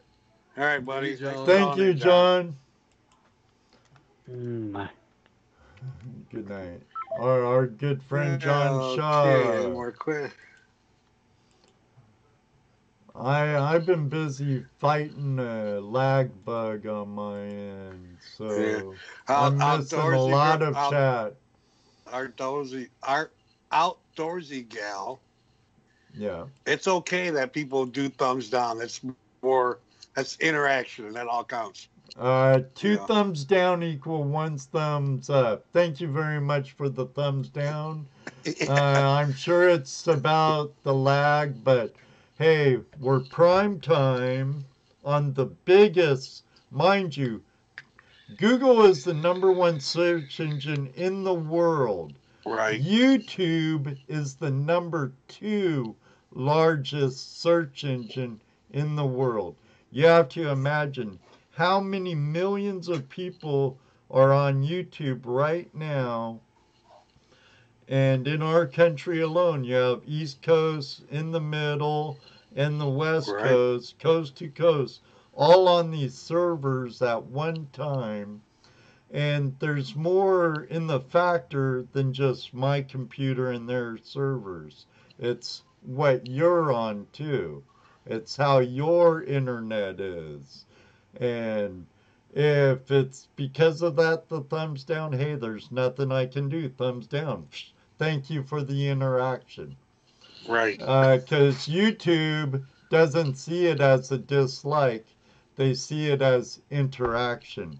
Same if you call me a beach bum looking whatever and try to bash me on my comment. They don't see it as you being a keyboard tough guy and being a hater. They see it as interaction, and they just put me out there more. So have at it. And if I don't like it, I'll just delete it and block you anyway. So you can't help it. You live in your mama's basement. Right. And you wish you could get out there and pan for gold. But I'll tell you this now. Sorry for the lag. And I am doing everything in my power on my end to battle it. So, there you are. And Jeff's doing the best he can to keep it interesting. He's doing a very good right. job. That's right. So we can't do much more than that, you know.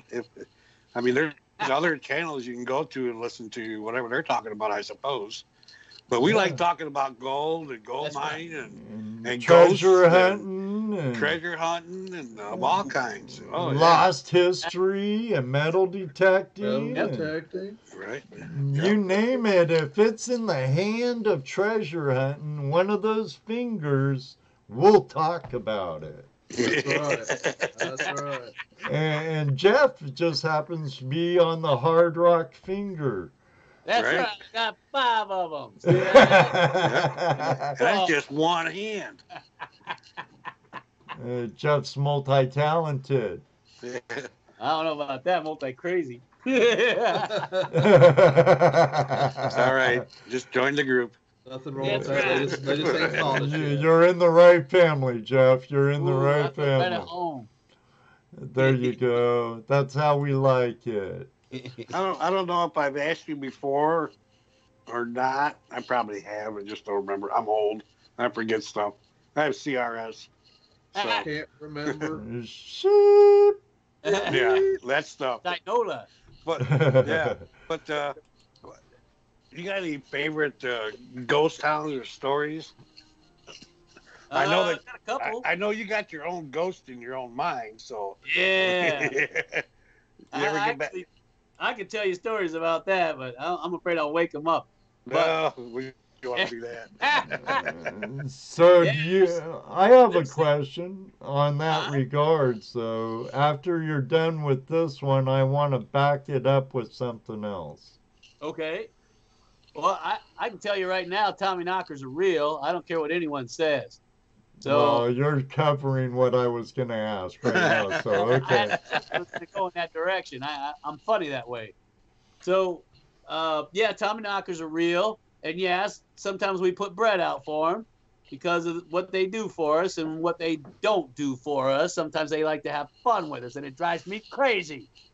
But, yeah, one time we had an experience down in one of these old mines. It was out in Searchlight, Nevada.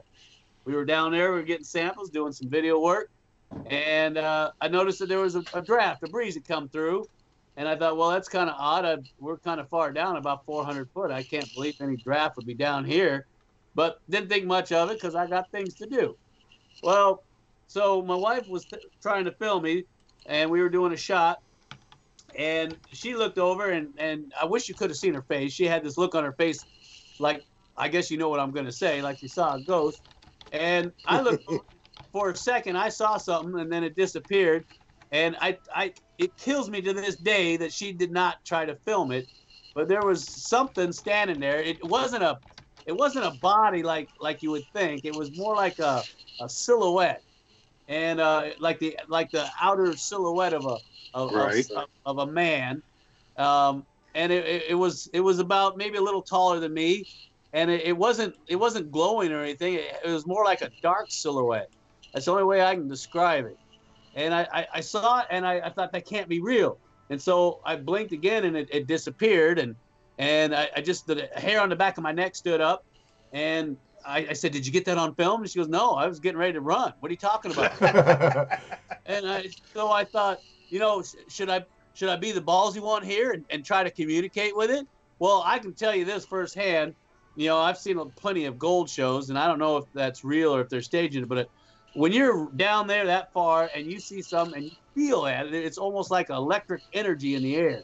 You feel that, you trust me, the last thing you want to do is bring it out. You don't want to antagonize it. You don't want to Right. You just want to go its happy way and hope that it don't follow you home.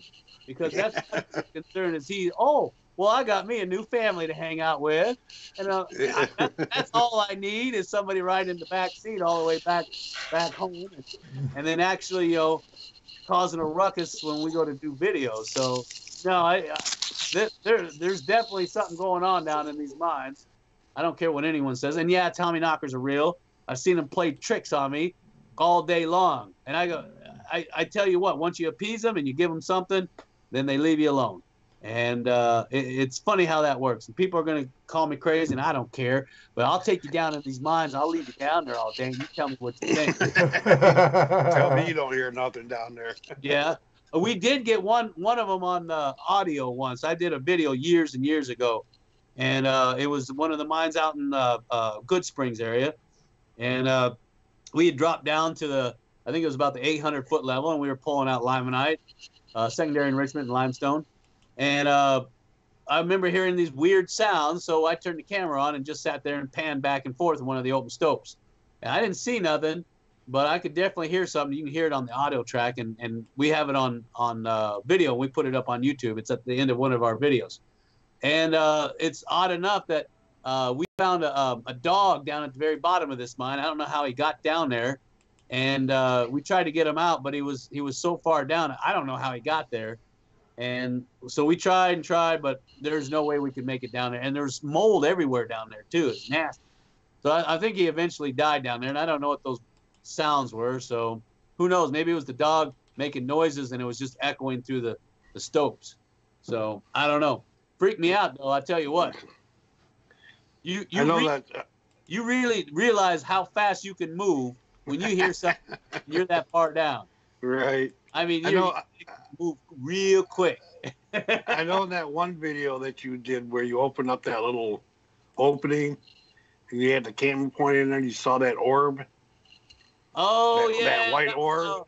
One of the caves that we found. Right. It's an old drainage cave that's in the bottom of one of our drift mines, and we've been trying to follow it. It gets really tight, so we're trying to jackhammer it open. And we saw something in there. We got that on film, showed everybody. And everybody's been dying to find out where it goes. And so we're trying to open it up, but it's really tight in there. I mean, really tight. And we're trying to open it up, and I keep hearing stuff in there. I'm hoping it opens up into the legendary cocoa weave. So I guess I kind of... What is that? Cocoa weave? Yeah. Oh, wow. Okay, so cocoa weave is the legendary black sands cave that was found back in the 30s and 40s. And it was sealed up. Then it was bought by Larry Hahn. I know Larry Hahn personally, and he's been drilling and blasting, trying to get back into it. It's an underwater natural cave system that it eventually empties out down in Victorville as the Mojave River. So there's supposed to be a whole network of natural cave systems that go all the way up to Amargosa Valley, all the way down to Victorville. And these cave systems are really close to where we're at on our drift mine. And I'm hoping it ties into it and we can get down in there, because if it is, then Are those the underground rivers of gold? Yep. Black. It's they call it different things, of course, but they call it the River of Gold or the Black Sands Cave, all different names. Oh, okay. Now I know which one you're talking about. But Cocoa Weave is the location. It's out there. It's right on the border of Nevada and California, and they got there's a huge rare earth mineral mine out there, and it's not far from there, and they've been drilling and blasting forever trying to get back into this thing. So if you guys get a chance, look it up. It's spelled KOKOWEEF, and it'll give you an idea what we're kind of chasing, and maybe that's where the gold is coming from. I don't know. So if I start seeing water, ooh, you know I'm on a winner. You're going swimming. That's right. Get the scuba gear out.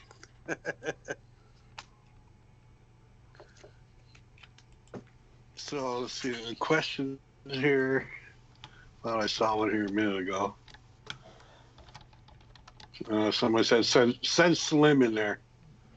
I know, right? Well, actually, what we did is we got a little remote control car, and we got a GoPro that we're mounting on it, and we're trying to get it in there, but the problem is it keeps getting stuck. So we're going to have to come up with something smaller, or like I said, there's a pinch point in there we're trying to widen out. I saw that in one of your recent videos, Jeff, your little RC car with the camera on it. So either get a smaller RC car, or we've got probes, but they're not long enough that we use when we do engine work. But you need something that's like, I don't know, 20 feet long. So yeah, I know these probes are only like 3 feet long, so it's nothing. So are you having to go through a thick wall? I mean, that's the problem. You Yeah, can open it up. Yeah. It's like there's this pinch point of flow stone.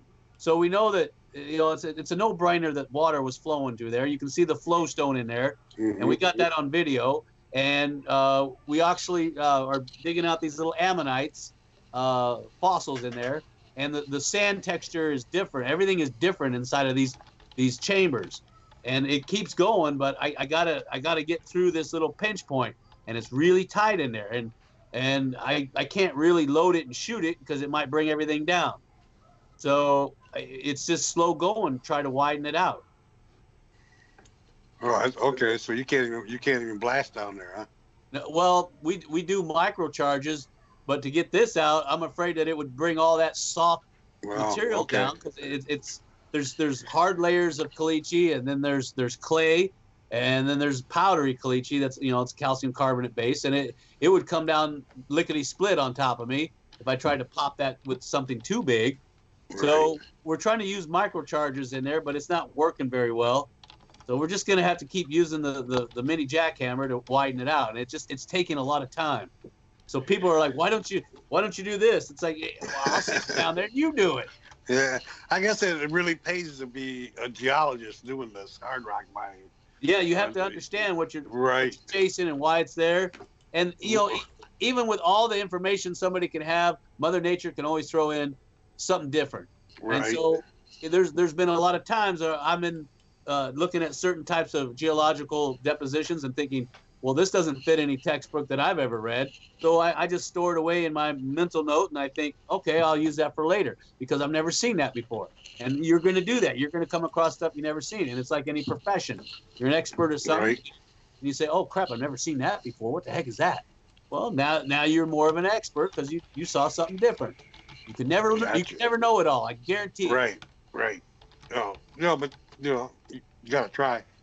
Well, you learn as much as you can, and you stay on top of it. You don't stop learning. That's the key. You keep learning as much as you can. And I'm constantly going over USGS reports. I'm learning all the new stuff that's coming out to make sure I'm on top of it. And that's all I do is I basically am reading whenever I have a minute to myself. I'm reading, trying to get more in. So are there a lot of changes happening as far as with the USGA? Oh, the USGS? There's little tidbits of information that you might have missed when you're reading the reports that could be the one piece that you were looking for. Gotcha. So I comb over the reports, and if I see anything unusual, and I have this huge data book that I keep notes in, and so I store it away and with the rest of them, and that way I can go back and review it, because you can't keep everything in your head. That's impossible. So you go nuts. Yeah, you'll go crazy trying to hold all that in and try to function like a human too. It's impossible. So I write everything down and go over it, and I got tons of books, and I got maps like you wouldn't believe everywhere. And every time I get a tidbit of information, and I also get some of my premium patrons, they write in and they say, Jeff, I'm 75 years old. I don't think I'll be going out much more into the desert or into the mother lode country. I'm going to send you what I got. So they'll send me a file, and then I'll basically print that up, and I'll put it in my folders, because I don't trust keeping it on the computer, because if it crashes or I get a bug, it's gone. It's gone. It's history. I've got huge files that stuff have sent me. People have sent me of their own personal experiences or where they found certain things. One of the ones I liked was Mineral Bar down by Colfax. One of the guys, he was about in his 70s. His dad worked for Exxon Mobil, and they found the old original tertiary channel, and he showed me exactly where it was, and we went down there and found it too. So it's just little things like that. So you can never know it all. Collect as much as you can. Read as much as you can. Stay on top of it if that's what you want to do. If that's your passion. Right. So that's my tidbit for anybody out there listening. You have to stay on top of it. And I people say, oh, you must know enough. I don't. Trust me. I'm constantly amazed how much I don't know. I'm constantly learning more and more. So how about they're talking about geodes in here? Can you kind of explain a little bit about how geodes are formed?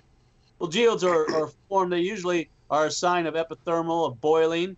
Whenever you see that, bugs, geodes, things of this nature, fissure-filling episodes, epithermals here in Nevada, that's where you're mostly going to find your geodes. That's how they form. And it's just basically vugs that are formed under high pressure, high temperature. So that's all I can tell you. You start seeing that, chalcedony, vuggy quartz, quartz adularia, things of this nature, you know that you're in a boiling zone. And that's important because the gold will drop out of solution if it reaches a certain temperature, it'll boil out. So that's one of the things. pH changes will actually drop the gold out too, and it'll precipitate. Temperature drops will actually do that too. The pH balance from the rocks will change it, the wall rock, the country rock. There's so many factors involved, but back to what you're saying. The geodes are formed usually from a boiling effect from epithermal deposits, usually out here in Nevada. You'll see a lot of that, Jerad, in Nevada because of that. Chalcedony too. So, and a chalcedony is kind of like a geode that hasn't completely encrusted around. So what's the difference between those geodes out there and the ones that are like here in Indiana, Illinois area? Same thing? No, they formed under different conditions. You don't have the same epithermal. Epithermal just means shallow. That's all that means if you look up epithermal. Shallow. Oh, okay. The Nevada's being stretched apart, and so the crust here is very thin. We have a lot of volcanic activity. So a lot of our veins are classified in epithermal. That just means that they're shallow-based veins. And they were created by the temperatures that were extruded by the volcanoes that were in the area. You have meteoric waters that are mixing with ground waters. That's how a lot of the deposition occurred here. In California, it was mesothermal. Out where you guys are at, of course, you know you have glacial gold out there. A lot of your geodes are formed under different conditions. You can have like crystals and geodes that form in clay conditions. Mm-hmm. So that is another possibility of how these crystals form. I've seen large crystals form just in a clay complex. It doesn't need anything else. As long as the right elements are in the clay, you can have giant crystalline formations precipitate out of the clay. And if you notice in our when we did videos on some of our drift mines, you can have these clay zones that have nothing but calcium crystals forming in them, and sometimes gypsum crystals will precipitate out, and it's just clay. That's all you need. So I hope that it kind of answers your question. Yeah, it does. That's interesting. Yeah. I found a rock that had fossils in it one time and cracked it open, and there was like a little in there. It looked like a geode.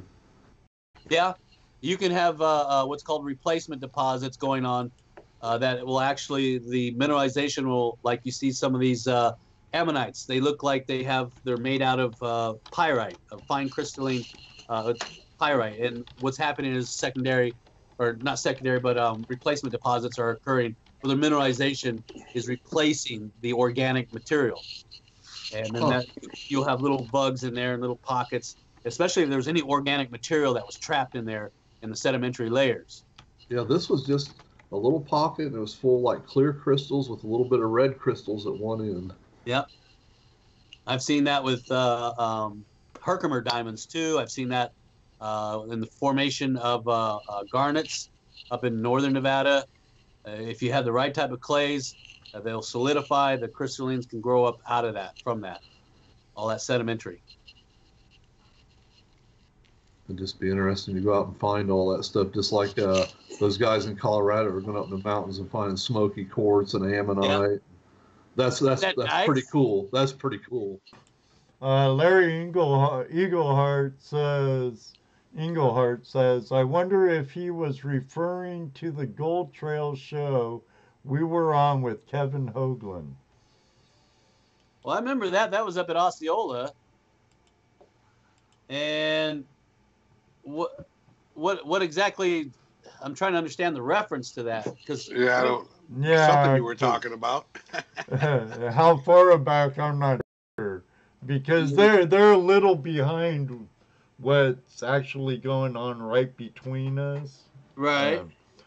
And so it's hard selling. Maybe Larry will tell us. All right. I was trying to figure out. Yes. Jeff is a geologist. He went to school for geology and got all kinds of paperwork on his walls. Yep. You can go on. Go on Ancient Aliens. He's on there. It says Jeff Williams, geologist. And crazy person. And crazy. Well, that you figure out on your video. That's just what makes you human, man. Yeah, that's from low oxygen in the mines. Mercury poisoning. Well, if you know you're crazy, you must not be insane. Yeah, I know, right? I might be crazy, but I'm not stupid. Don't start answering yourself. It'll be all right. Rocks in the head kind of guy.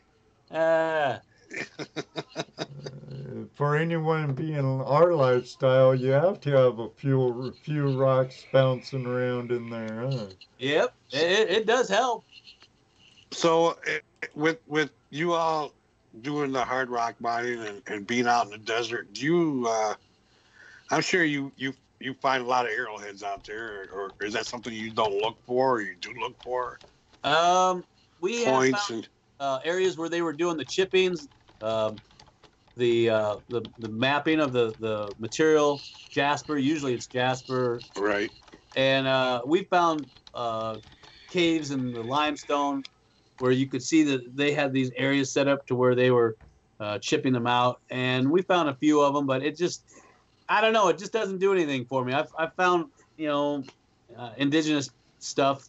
It just didn't really appease me very much. We had a lot of Paiute living here in Nevada, and then before that, the Anasazi. I don't know. It doesn't do nothing for me, but we do come across it. And we come across some prehistoric creatures, too, some ground sloths up there by Devil's Peak. So I thought that was really interesting, but they don't do nothing for me. Yeah. I think last time you were on, I talked about a campsite I run across that had the campfire and the stones around it, and sitting there we found all the chippings and some broken points, and they were just little piles around every stone. Yeah. So we figured they were sitting there, some kind of hunting party. They were sitting there resupplying their points, and you could just, me personally, I could just feel their presence still sitting there, right, picking up a broken arrowhead and going, do you imagine this guy went through all this work, just about done, and he broke it? You know, it was, and that was in Nevada, just outside of, just east of Austin. Oh, okay. Up in that area. I went into some tungsten mines out there. Yeah.